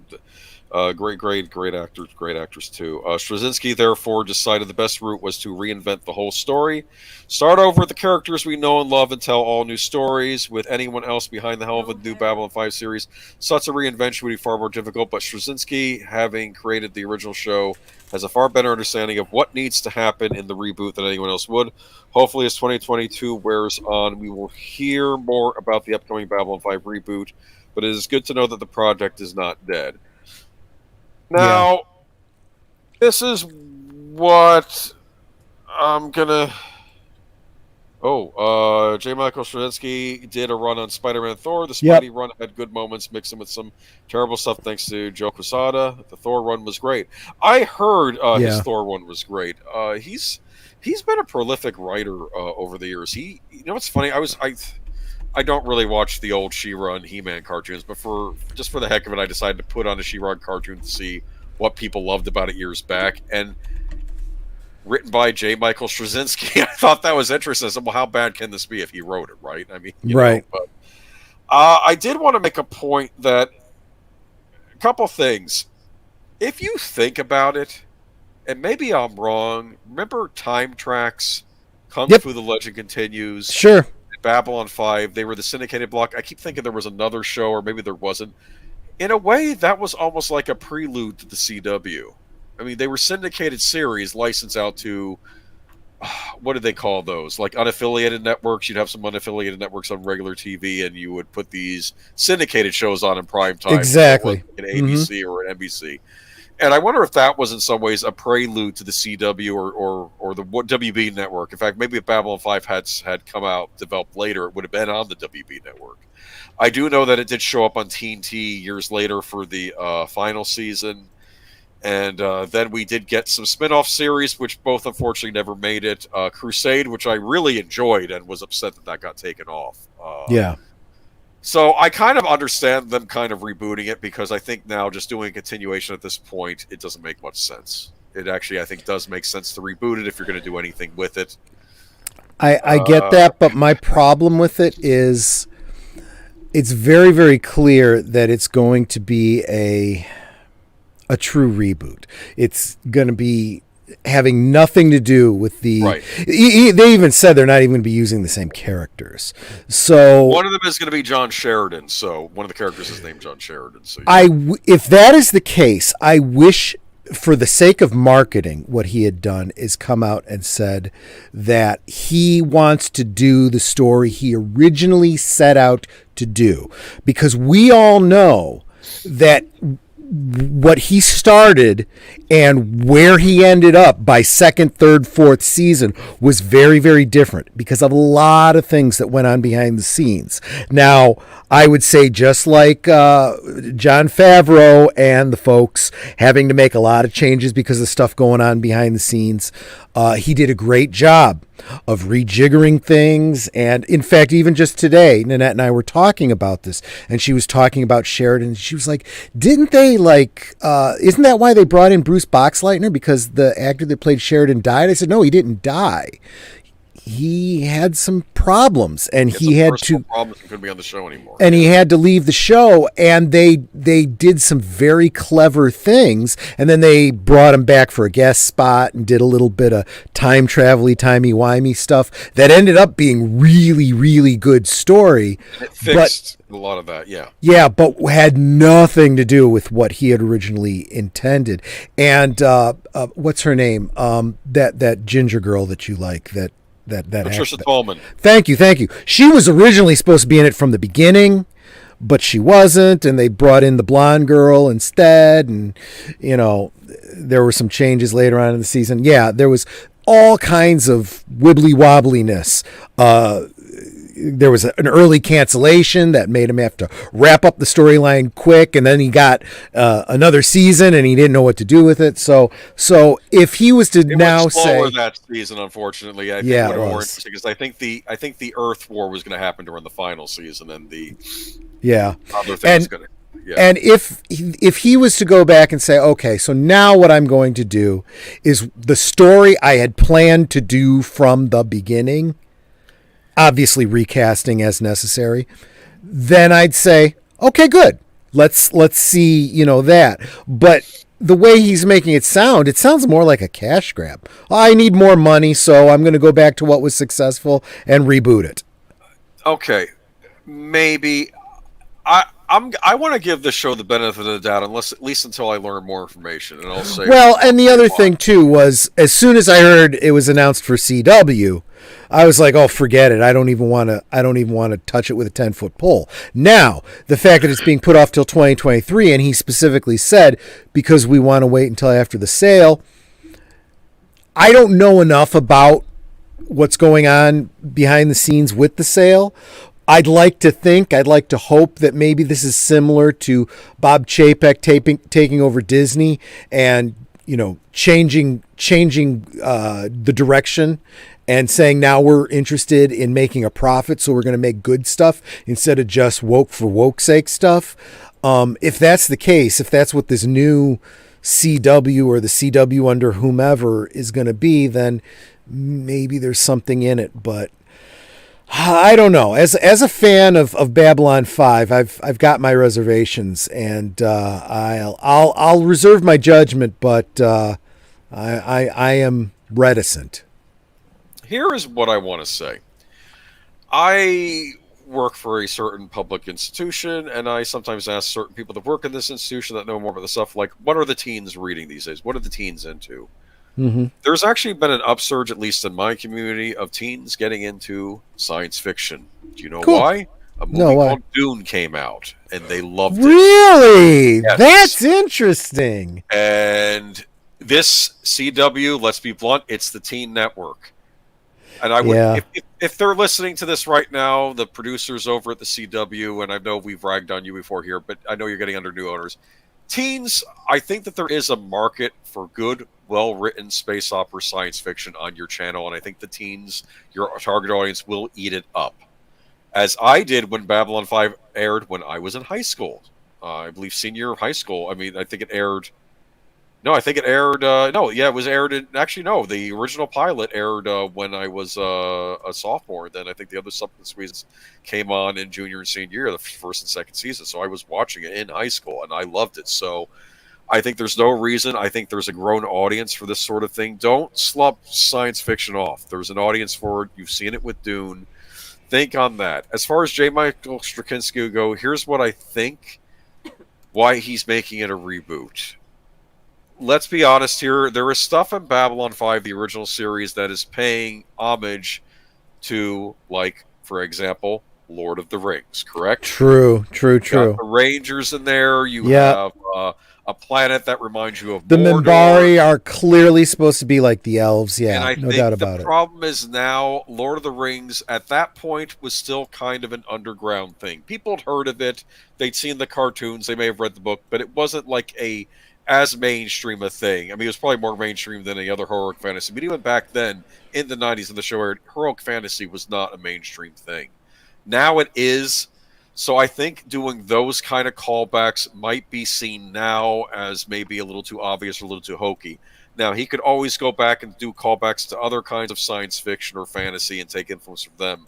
Like, there's all sorts of things on Babylon 5. Like, if you were a learned science fiction fan, you'll pick up the little hints there. Like, the Lensman Chronicles, I'm a big fan of those. Obviously, J. Michael Straczynski had written those. It's a pity he'd even written the screenplays for the movies that never got made. They were going to do Lensman movies over Universal, and then they chickened out. Ron Howard was set to direct them too, but oh well. But like the whole idea of these two very powerful alien races, kind of setting the stage of conflicts in the universe. On Babylon 5, it was order versus chaos. In the Lensman books, it was more good versus evil. Like, one of them was good and one of them was pure evil. Do you understand one of the alien races? Yeah. And it was and what are they going to do now? I think the whole thing with psychics and like psychics being segregated in society and being made to take drugs, I think that stuff is still now very appropriate. Yes, I agree. Still ring like marginalized members of society. I think that's unfortunately still even now, being segmented out because you have this ability. I think that would still fly.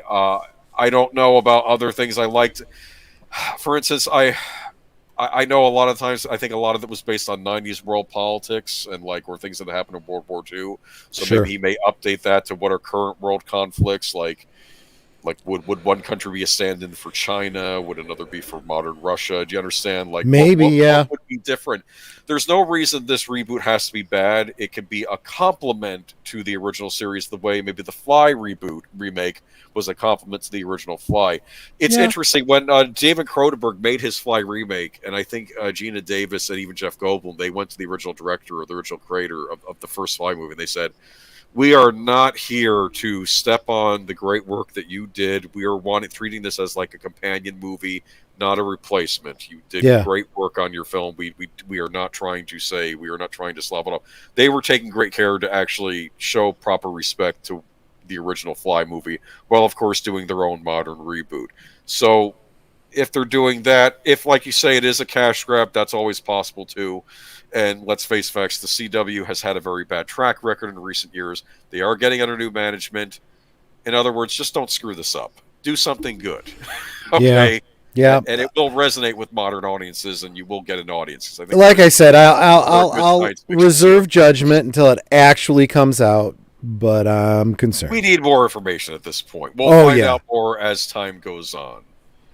Yeah, we got some time. Yeah. So we'll see what happens. But okay. Moving on, Gina Carano returns in Terror on the Prairie. Yep. I actually like that title. Yep. I mean, it's hey,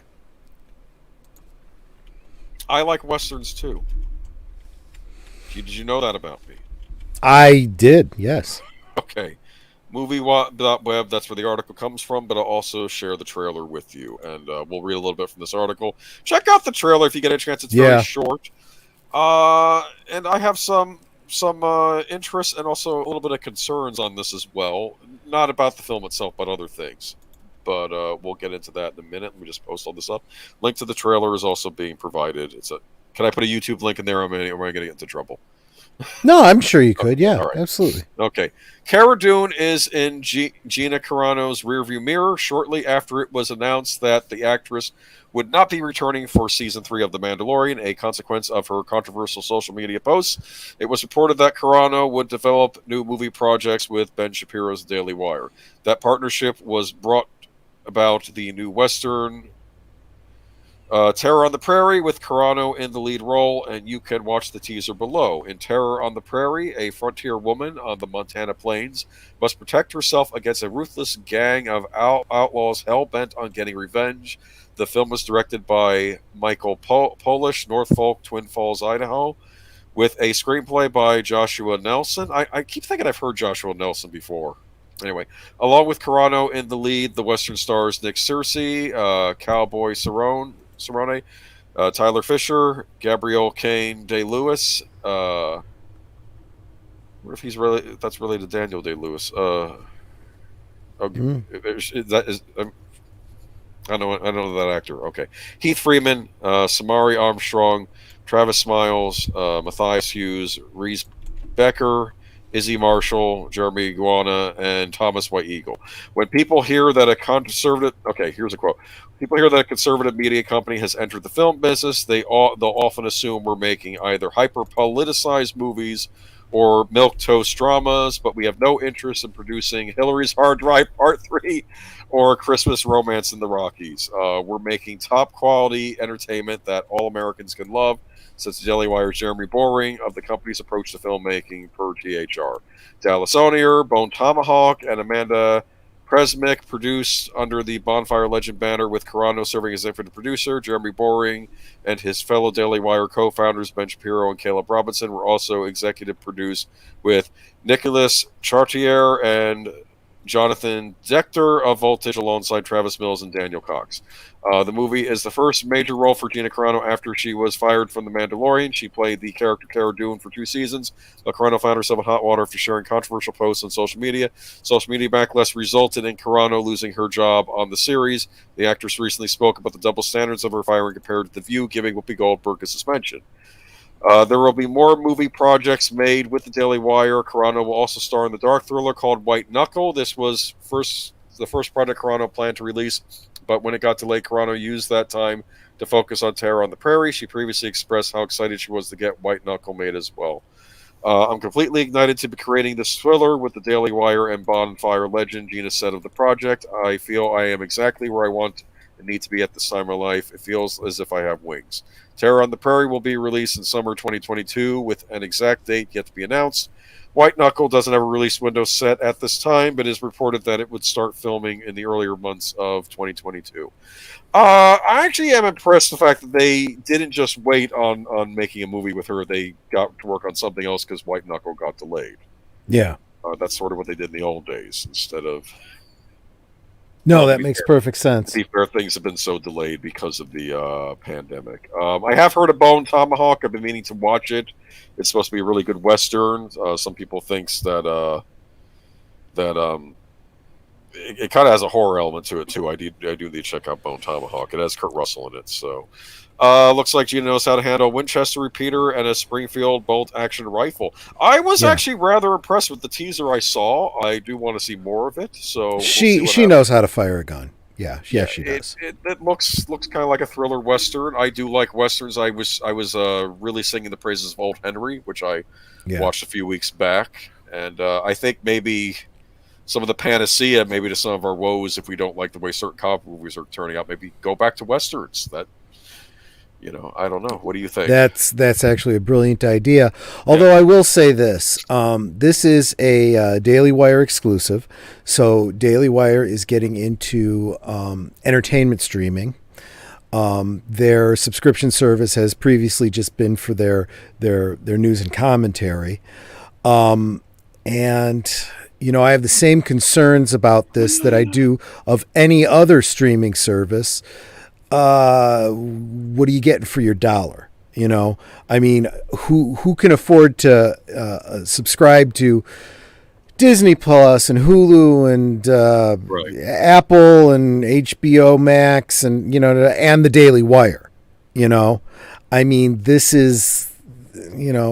And I mean, I know this isn't, and they've got more going on for themselves besides, Shapiro and his news show and Gina Carano and her movies. They also just had a movie that was very well received called Shut In, I believe it's called. That was announced too. In fact, if you want to subscribe to Daily Wire, and this is not a paid endorsement, this is not a monetized channel, but you can go to Daily Wire and put in the code Shut In and get 40% off membership, but that's still, from my opinion, kind of a steep price. So I'm a little concerned about this. But being said, it sounds like a really good project. It sounds very interesting. It sounds like the kind of thing I would really enjoy. No, it sounds like the kind of movie I would watch regardless of who was making it. That's what. Oh, yeah, absolutely. I mean, if someone who runs the route that I didn't like, I've often made a joke that if I base Hollywood movies on, if I base seeing movies on whether or not I like the actor or the writer or people involved in them, half the time I probably wouldn't see most of the movies that are out there. It's really about, is the product at least quality and is still a good movie and I want to see it. That's what I care about, more than anything else. Dee Dee Meyer makes a great point here. Would love to see them doing more Westerns like they used to do, or at least the storylines. Yeah. And well, you make a good point there because the storylines from some classic Westerns have been, used in other things and updated. And I mean, one could argue Book of Boba Fett was just that. It was a sci-fi version of a Western, but and you could say that about The Mandalorian too. Oh, you could set Westerns in the modern day. Liam Neeson did The Rifle recently, which really just takes place in modern times, and it's about a Mexican mother and son on the run from a bad cartel. But what I would say is he's a rancher on the border, and he calls the border guard to pick them up, says they'll take care of you. And the problem is the cartel is right on their heels, so he doesn't know what to do, and it's basically like a modern Western, and it's pretty good. But my concern is, I think we need to wait a couple years before we start putting out period piece Westerns, because we need the woke to die down. Because if we don't wait for that, I can hear it right now. They're going to be coming out talking about the treatment of the Native Americans, and this isn't historically accurate. This isn't the way the West was. This is idealized, manifest destiny, bad white man, so maybe we need to wait on it a little bit. Well, not all Westerns have to feature Native Americans either. I mean, sometimes they do, sometimes they don't. Old Henry, it's funny, Old Henry... The Wokoso's arguments don't have to have any bearing in reality or what they're actually talking about either. This movie regardless. What I hope is that film critics out there will be fair, regardless of what it is. Unfortunately, that's a mixed bag right there, because right now it's on Rotten Tomato, Shut-In is at 100% reviewer rating, critic rating, and like 95% audience, but there's only been 5 critics that have reviewed it. Well, here's the thing. Because, again, limited audience. You have to be honest about whenever you're reviewing a project. For instance, Aisha Tyler, who I like a lot, she was subbing for Ebert, I think, when he was sick on Ebert and Roper, and she made a point, regardless of Mel Gibson's views or whatever, like after the whole controversy when he got arrested, she still gave Apocalypto thumbs up because it was still a great movie. It was still a great epic film when that had come out. And you want critics that do that, just look at the product itself. I'm the same way when it comes to I want good art. Yeah. I want good movies. I don't want the movies to fall victim to any particular ideology on either side. At least ham-fistedly, I should say, because obviously you could argue politics shows up in even older movies, like of course Dirty Harry, maybe a little bit, and on the other side. The thing is, they do it subtly enough that in the future, when people have forgotten the politics of the day, it doesn't detract from the film. Yeah, and I think the true thing of what the artist is supposed to do is to just reveal the truth of the world around them, and not necessarily... I'll put it to you this way. Maybe a writer can sometimes get into trouble because they'll get passionate about their belief systems and try to insert them first in the story, but you can't do that. You have to just look at the world around you and be careful. How can I put this? You don't want to... Jordan Peterson once argued, don't put the cart before the horse. Sure. Don't... Your story isn't supposed to serve necessarily your own viewpoints. It's just what serves the story best. If this is making any... I'm probably tripping over myself. But I understand what you're getting. Okay. But Fistful of Dollars was based off of Kira Kurosawa's Yojimbo. Yeah. Both are classics. How was Old Henry? Heard good things. Old Henry was very good. I highly recommend it. Good performances. I don't want to spoil it for you if you decide to watch it. So just watch it. You won't feel your time was wasted. It had that one actor who's been in a lot of Coen Brothers movies. I don't know his name. He was in The Ballad of Buster Scruggs more recently, but he's the farmer in that movie, and it's a very low key Western. It's kind of sparse. It takes place on a farm, and there's a guy running for the law, or is he the law? And you don't know what's going on quite, and I'm not going to spoil the movie for you. It was a well-written, small-scale Western. I enjoyed it a lot. I'm gonna say something though. This guy shows up, and I'm like, that guy. Who is that? He sounds a lot like Trace Adkins. And then I read it was Trace Adkins. He shaved his beard, I think, for the part. Mm-hmm. And I'm like, because I know. It's funny how Trace Adkins is showing up in movies in smaller parts now. I don't know if you've noticed that. But the country singer, I'm talking. Yeah, I know who Trace Adkins is. Sure. It's cool when you see him. Like he showed up in Deepwater Horizon, which shocked me. He's the guy. I don't know if you saw that movie about the BP oil spill. When Mark Wahlberg's coming back to the show, he comes up and says, "My son was on there. What happened to my son?" He's screaming at Mark Wahlberg, and you feel horrible for Mark Wahlberg because he's been through hell, and also he did his best to save people, but again, from the father's perspective, he doesn't know what's happened. He's worried about his son, so you see both sides of the angle, on that. Mm-hmm. But it's. I just want good movies, and they don't have to be stuff based on these properties like Star Wars or Marvel. They just have to be good. I want any movie to be good. It could be a science fiction movie like Star Wars. It could, or science fantasy like Star Wars. It could be a Marvel movie. I don't care necessarily about genre. I just care that whoever's doing it is doing the best they can and just producing a quality product. The trouble is, though, producing quality product costs money. You have to pay actual creatives good money, because if you don't, you end up paying people that maybe are wanting to serve an ideology because they don't care as much if you're paying them less money. And that's something that happens. Yeah. What do we think, though? But I don't know. I think this movie looks good. We'll wait and see. And people are going to come after it. I did want to make a point about Daily Wire, though. Do they have an app that works on Roku devices or Amazon Fires or Apple TV, stuff like that? Can you get this? Can you get a Daily Wire app, and can you actually watch this movie on your TV, or do you have to do complicated rigmarole, which I'm sure is no problem for Troy, but maybe for the standard person, they may not want to hook their computer up to their TV to watch a full-length movie. That's what I'm curious about. Because for all I know, Amazon banned a Daily Wire app or stuff like that. That's what my main concern is about distribution of this thing. Maybe a theatrical release of this would be nice, even if it's brief. That way people who really wanted to go out and support it could go out to a theater and pay the money and see it on the big screen. Hello? I'm sorry. I was distracted. I've got some breaking news here. Yeah. Well, okay. Yeah. Let's get into it, I guess. Yeah. So did you know about this? I just saw Zootopia's comment a minute ago. Yeah. I'm starting to get news feeds that unfortunately Ivan Reitman has passed away at age 75. Wow. Well, I wasn't even looking at that. I saw something else entirely. The Chicago Ghostbusters just posted something about it. Oh, wow. I had no idea. Let me see if I can find out any details on that. I mean, what was he, 70, 75? Wow. Yeah, that's not cool. That's hard. Not seeing an immediate cause of death here, but man, that's 75. Rough.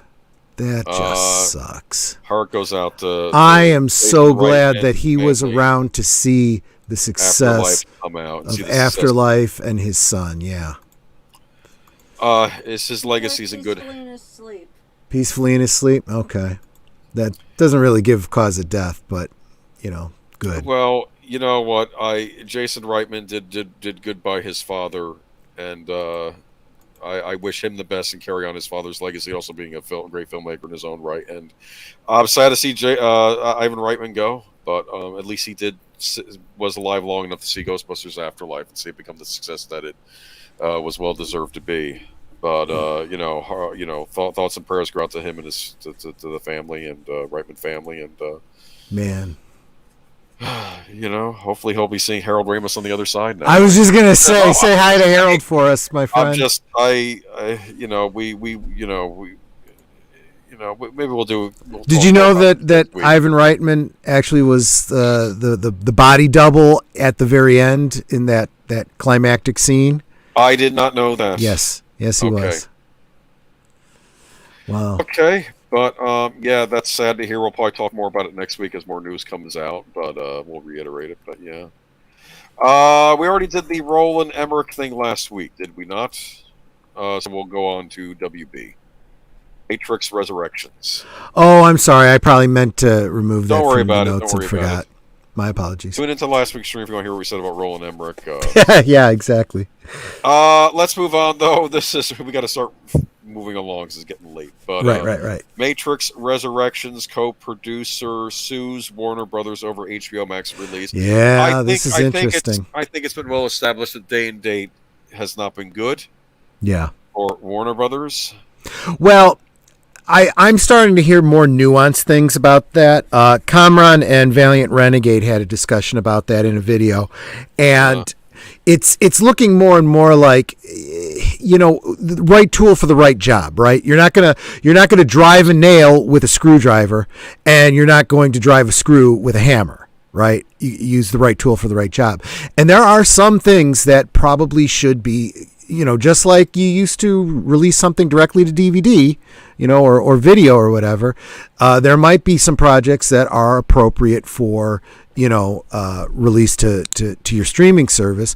But then there are some things that really need to be released in the theaters. And if you're planning a blockbuster, that needs to be an exclusive cinematic release, and then you bring it eventually to your streaming service. Whereas something that is probably going to have a limited appeal. Maybe you do day and date, or you just put it up on your streaming service, whatever, but right tool for the right job. Yeah. But I think a lot of these big blockbusters, have been very much hurt by trying to drive a screw with a hammer. Can you imagine what Dune would have made if they hadn't done the day and date? That's a big one. That's a big one.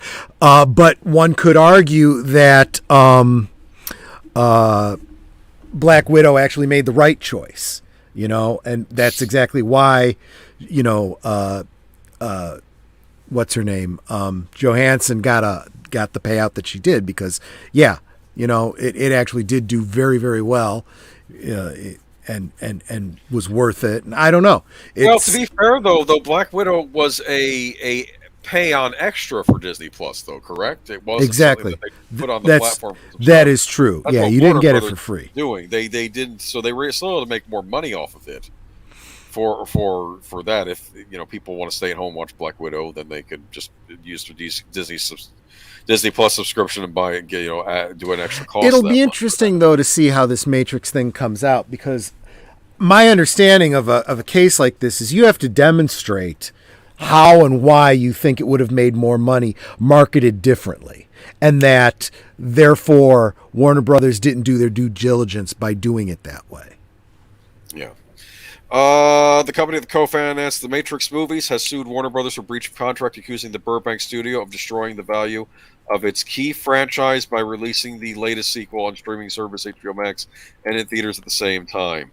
The lawsuit is the latest example of Flashpoint Hollywood after studios put some of their biggest movies on streaming services as the lingering pandemic caused uncertainty at the box office, and media giants pursued direct-to-consumer strategies, but they didn't really okay it with their partners. That's what it sounds like. This keeps popping up. Yeah. Because think about Legendary, the people that made Dune and Godzilla vs. Kong, that was Legendary, and I don't think they were informed on this. Right. Okay, but anyway,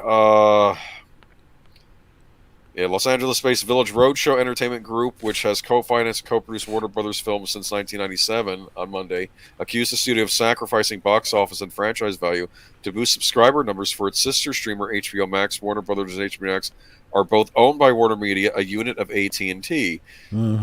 And it's interesting, a lot of these big movies that Warner Brothers puts out, we have to understand, these are co-financed by other companies. It's not just all Warner Brothers doing it. It's not like so The Matrix Resurrections, the latest film in the series starring Keanu Reeves, grossed a paltry $37 million in the United States and Canada after its December release. Warner Brothers' strategy not only ensured The Matrix Resurrections would be a bust at the box office, but it also inflicted serious harm to the entire Matrix franchise, the company said in its complaint filed in Los Angeles Superior Court. There can be no doubt that the abysmal theatrical box office sales figures from The Matrix Resurrections dilute the value of this tentpole franchise. Warner Brothers did not immediately respond to a request for comment. The Wall Street Journal first reported on the lawsuit. You know what's interesting?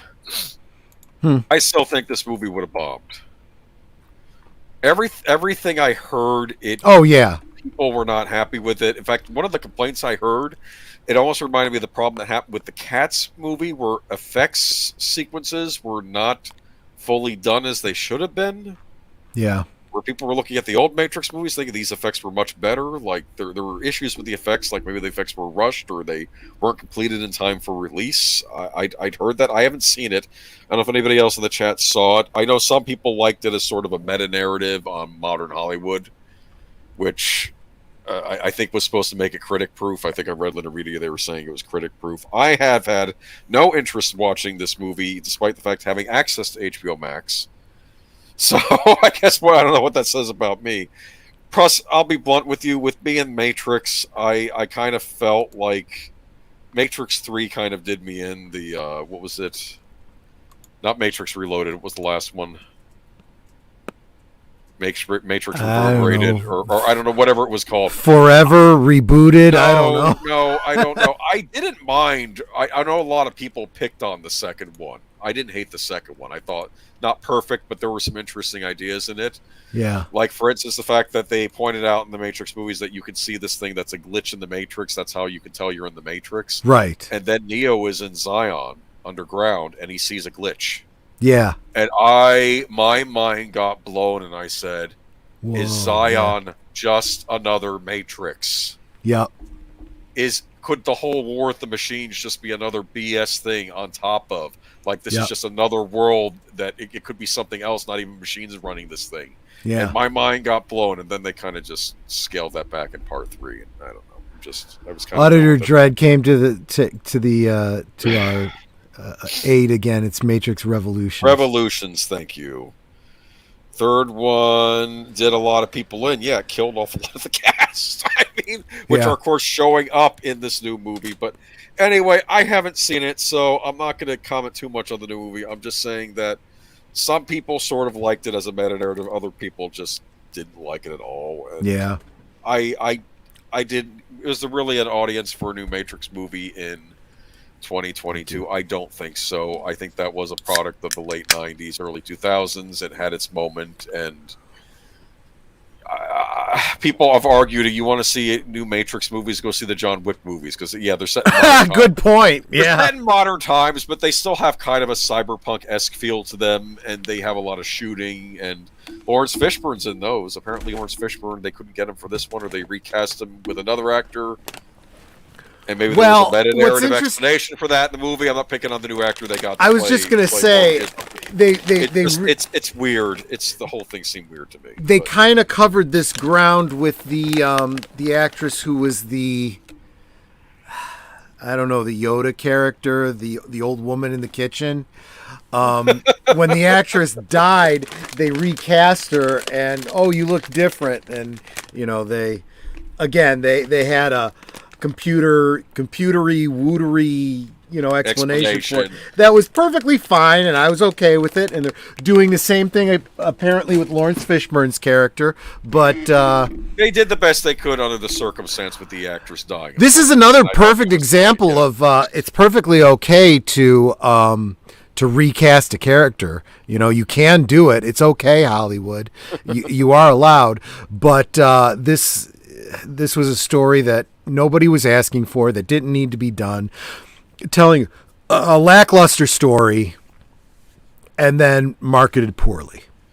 But I just want to reiterate, everybody still loves you, Keanu. Okay, don't change. Oh yeah, that's absolutely true. The funny thing about Keanu Reeves, he was unfortunately, he was in the ill-fated Cyberpunk game, and then they're promoting it. He came out on stage because he's actually in the Cyberpunk game.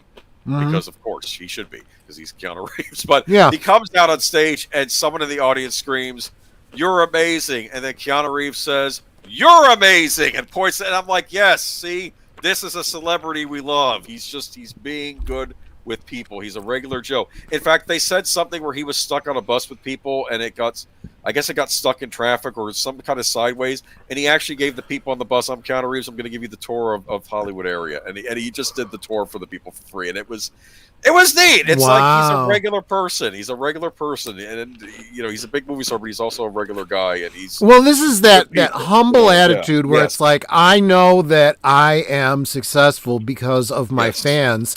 I'm going to treat my fans with respect, So Keanu's good people. And this lawsuit, though, I mean, how are you going to prove that it wouldn't have done well at the box office if it hadn't been on HBO Max? Can you do that?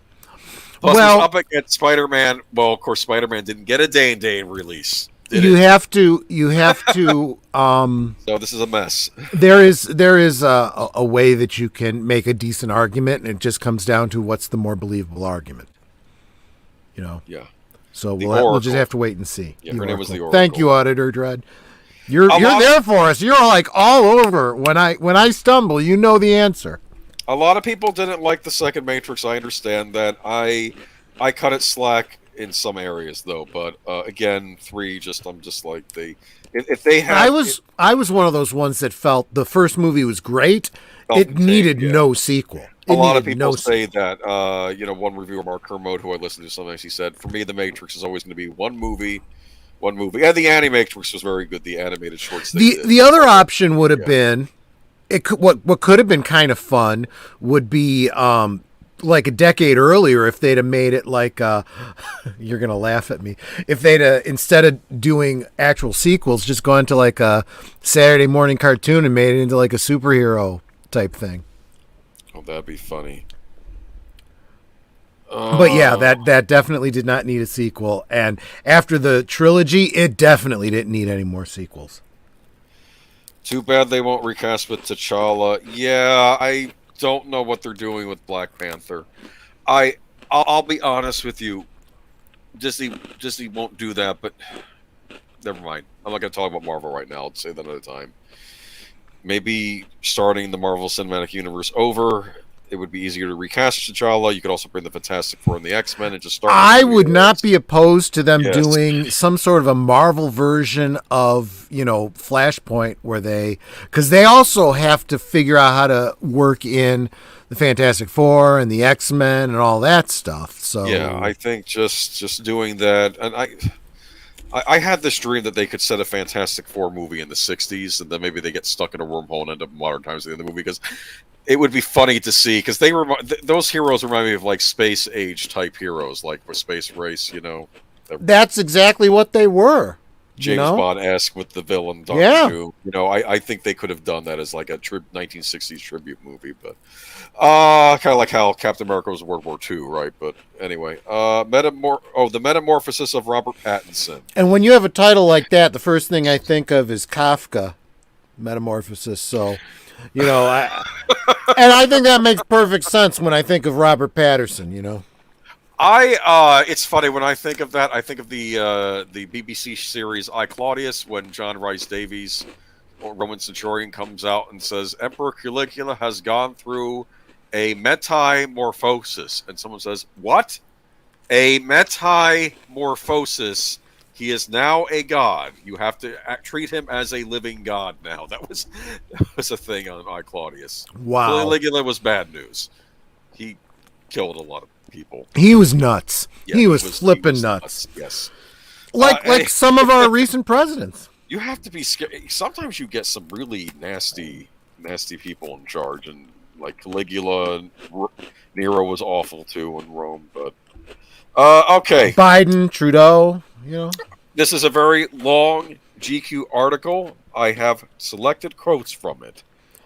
I have picked on Robert Pattinson in the past. And I was ready to start picking on him again until I read this article. But you read this article, and now you're a big fan of his. I'm not a big fan of his.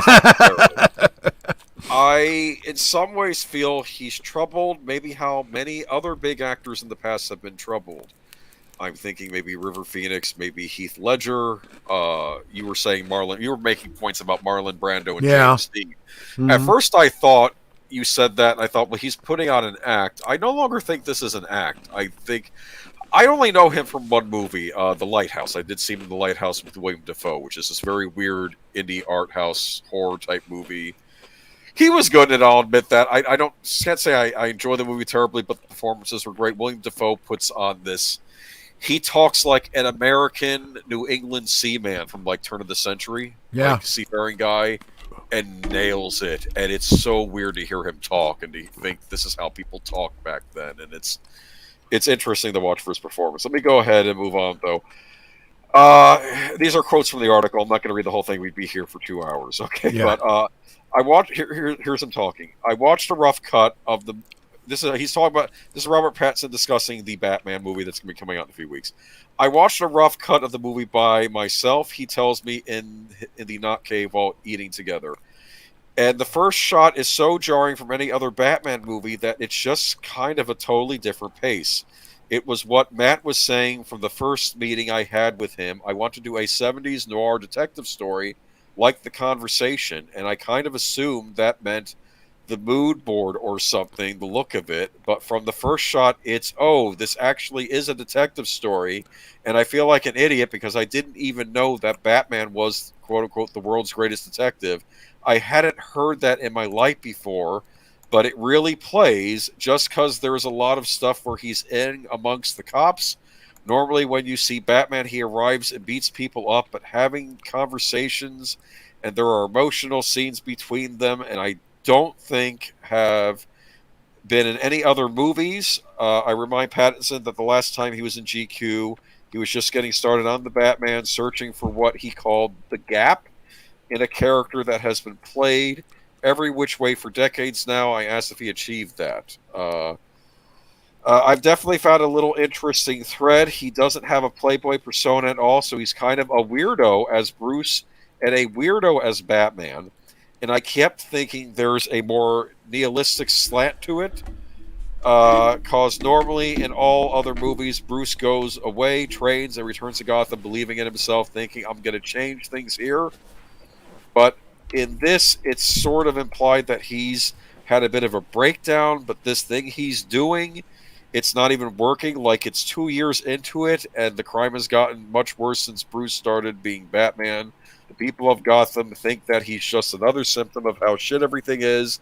There's the scene where he's beating everyone up on this train platform, and I just love that there's a bit in the script where the guy he's saving is just like, it's worse. You're either being mugged by some gang members or a monster comes and, like, fucking beats everybody up. The guy has no idea that Batman's come to save him. It just looks like this werewolf. Pattinson laughs hard. And I kept trying to play into that. I kept trying to think, and I'm going to express this so badly, but there's this thing with addressing trauma, and the other stories say death of his parents is why Bruce becomes Batman, but I was trying to break that down in what I thought was a real way instead of trying to rationalize it. He's created this intricate construction for years and years and years, which has accumulated in this Batman persona, but it's not like a healthy thing that he's done. It's like an extended crack up, almost like a drug addiction, he says. There's a moment when Alfred asks Bruce what his family would think of him tarnishing the family legacy with his new side hustle, and Bruce says, this is my family legacy. If I don't do this, then there's nothing else for me. I always read that as not like there's nothing else and I don't have a purpose, but like I'm checking out. And I think that makes it a lot sadder. Like, it's a sad movie. It's like about him trying to find some element of hope in himself and not just the city. Normally, Bruce never questions his own ability. He questions the city's ability to change. But I mean, it's kind of just an issue thing to do. The only way I can live is to dress up as a bat. He goes on to say, DC is kind of an emo comic. He continues laughing. There's a nihilistic side to it. Even the artwork is really, really different. So hopefully there are a lot of sad people in the world. Okay, what do we think so far? Well, I think he's probably speaking from what he has actually seen, and that's unfortunate because just that line about DC being an emo thing, unfortunately now that is true. That is not how it always used to be. It used to be the more emo stuff was the Marvel side. DC was the hope and positive and bright, and that's kind of gone away. And unfortunately, people are starting to find out that people need that kind of hope. They need that positive beacon of light, and they're not getting it from their entertainment anymore. They are certainly not. I have a suspicion this is going to be a very dark movie. And to be fair, I'm not even saying right now that this is going to be a bad movie by itself. Is it going to be a bad treatment of Batman? Well, this is the problem. I think that this is either marketing or really from the get-go, they're really trying to go for maybe that Joker audience. That's what this is feeling like to me. But, could be, yeah. I heard this originally did start out as a project for the Ben Affleck Batman from the Justice League, but it's probably morphed into this. It's funny, the director, Matt Reeves, was mentioning The Conversation, and I'd never heard of this movie. I watched a trailer for today, Gene Hackman. It actually looks rather good. I might check it out. It's from the 70s. Here's the thing, folks. If you ever want to watch a great movie that you haven't seen, you probably haven't seen it because there are always new ones I discover all the time. And I've watched a lot of movies in my life. A lot. At least a movie a week, probably more since I was a child. So there's always stuff out there to discover. So at least recent years I've been doing a movie a week at least. But yeah. Okay, but I am definitely not. Again, let's face it. I've been checked out from Disney cinematic releases for a long time. DC. Did I say Disney? You said Disney. I meant DC. Yeah, DC on film has not held any interest for me for a very long time. Yeah, this is just, it's funny though. He goes on to say though, if you don't mind me reading a little bit more from this, because I'm starting to get a read on Pattinson, at least from this, which I didn't have before.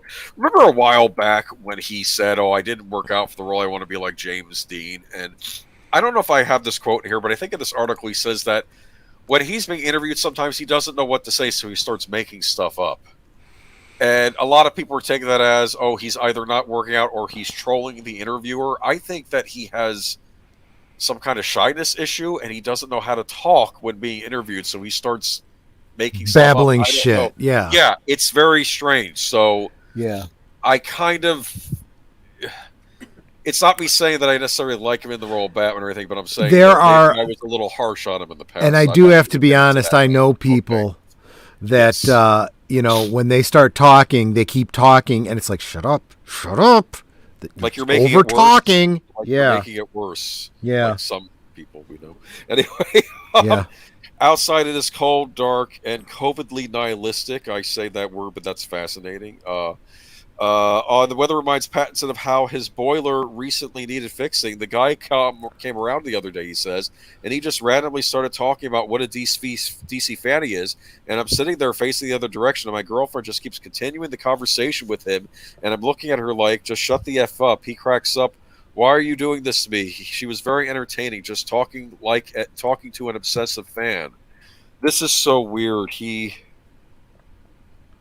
goes on to say, Pattinson it's becoming clearer with each passing movie promo cycle, one of those authentically weird, boundlessly energetic, deceptively chaotic, creative types who are mixed up in 10,000 things while projecting a false sense of passivity. Here's Pattinson, not much of a sports fan himself, romanticizing his friend's soccer fandom. There's just something so lovely about having something every single Sunday where it's like, this is what I'm doing, rather than just when everybody asks, what are your hobbies? I'm like, fucking fretting, worrying about the future. I'm a bit worried for Pattinson.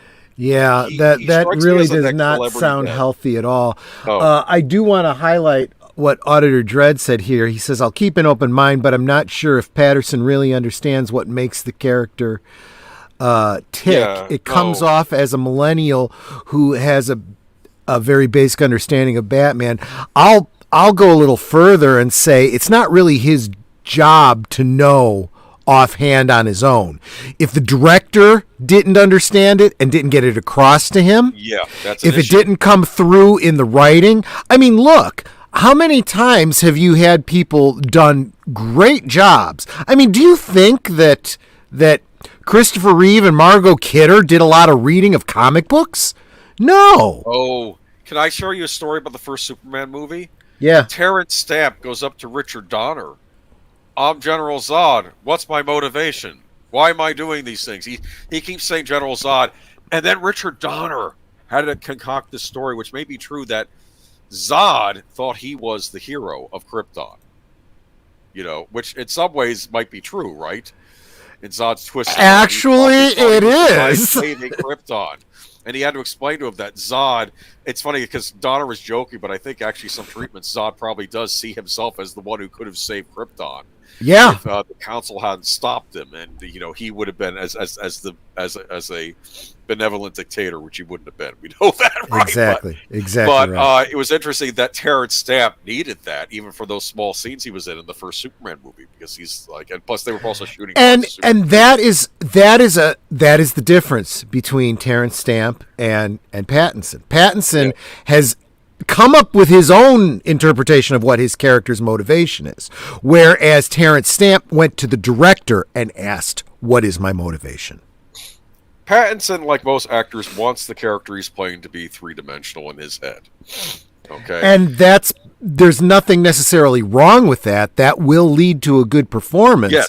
But don't just make it up yourself. Make sure that your impression lines up with the director's vision, and the director sure as hell better be sure his vision lines up with the writer and the source material. Yeah. It's just, this whole project is bizarre to me. And I want to say, some of the previews I've seen, like Colin Farrell as the Penguin, I am actually loving that. he looks terrifying, like an old school horrible gangster, but also looking like Oswald Cobblepot. And I'm sure the other actors are fine. Andy Serkis, I've always been mixed on in live action roles, but I don't know how he'll be as Alfred. I think that this movie, it's going to be very controversial when it comes out, and I think it's going to upset a lot of Batman fans. But it may also please the general audience that maybe is more of the casual Batman fan that just goes to see the movie or just goes to see whatever the hit is. What do you think? I don't know. I every time I see something else about this, I really look. I just saw a meme yesterday that someone shared, and I don't remember exactly what the exact wording of it was, but can you imagine going to see spending all the time and energy and money to make Colin Farrell look like Richard Kind instead of just hiring Richard Kind to play the Penguin? Yeah, I don't know. And it's true, and it's absolutely true. And in fact, you can go on Google and just look up Colin Farrell compared to Richard Kind, and you will see all these pictures of his Penguin compared to Richard Kind, and people are going, "What? Why didn't they just hire him? Why is Colin Firth going through all this grotesque?" Or Colin Farrell, yeah, very but either way, you could have hired any Colin and put him in a mask and made him look like this, What would I cost Colin Firth as the Mad Hatter? I'm trying to think, just the Batman 2022. What is it rated? This is sounding like an R-rated movie to me. PG-13. Okay. I don't know. This is sounding like a hard R just from what I've been hearing, everything about it. There will be an R-rated version released on home video of this movie. I'm predicting that now. It's not going to make it better.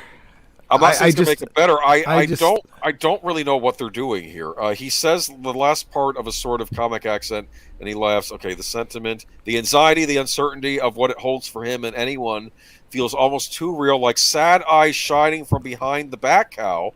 Reminds me of what Matt Reeves said about Pattinson, that he's never played a role with his own voice, that the voice is his way into different people.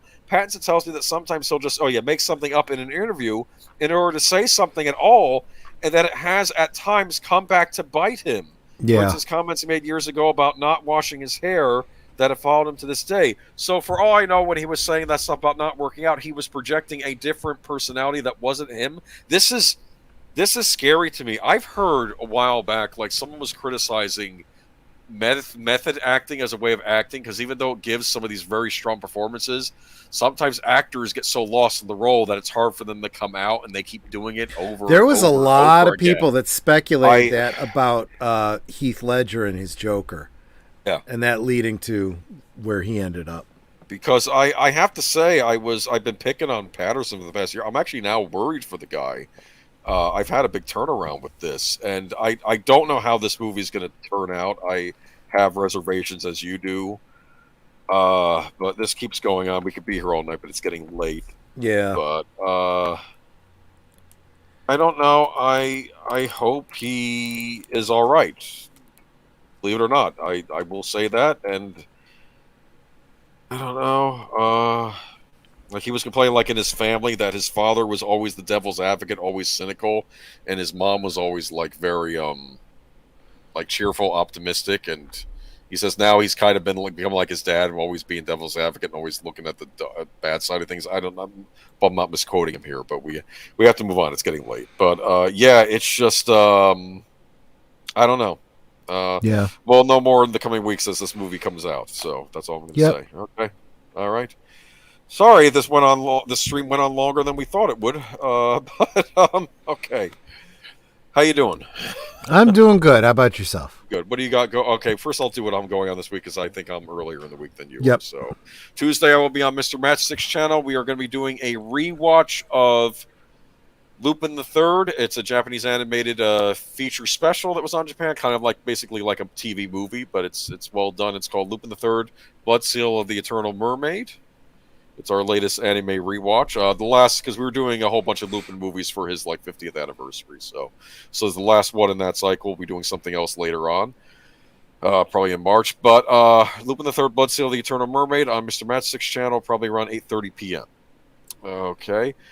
On Wednesday evening, I will be on Daniel Herron's channel. We're going to be doing a rewatch of The Accidental Tourist, which I've never seen. I will watch it before the stream, though, which actually had a score by John Williams, because it's been John Williams' birthday recently, so Daniel Herron's been doing a slew of John Williams movies this month. So we're going to do The Accidental Tourist, and he's having a special guest on as well.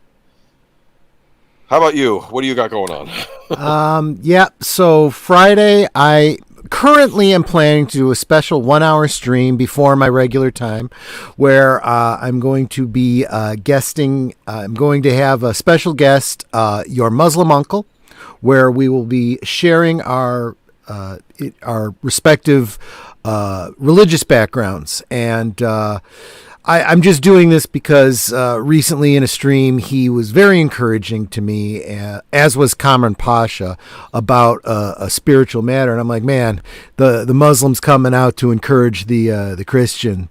And and he was like, well, yeah, we're brothers in faith. And I'm like, man, you sound more Christian to me than some people that I know that claim to be Christians, Yeah, well, everyone can come with those crises of faith sometimes, right? Yeah. But then I will continue on to my regular stream, and I have no idea what I'll be talking about, but okay. We'll figure it out from there. But that's what I have planned. And then Saturday, the rewatch will be over on Netters Network. Make sure you have your handbook of the recently deceased ready, because the rewatch will be Beetlejuice. Beetlejuice. Yep. I had to do it. I'm sorry. I know. You can't say it once. Great show tonight, you two. Kudos. Thank you. And have a good night, everyone. Great to see you, Zootopia. Anyone else in the chat I didn't get to? Good night. Anyone listening? Good morning, good afternoon, good night, depending on what time you're listening. So that's right. All right. Y'all have a good week, and hope to see you on our streams, future streams, and take care. Take care, everyone. Bye-bye.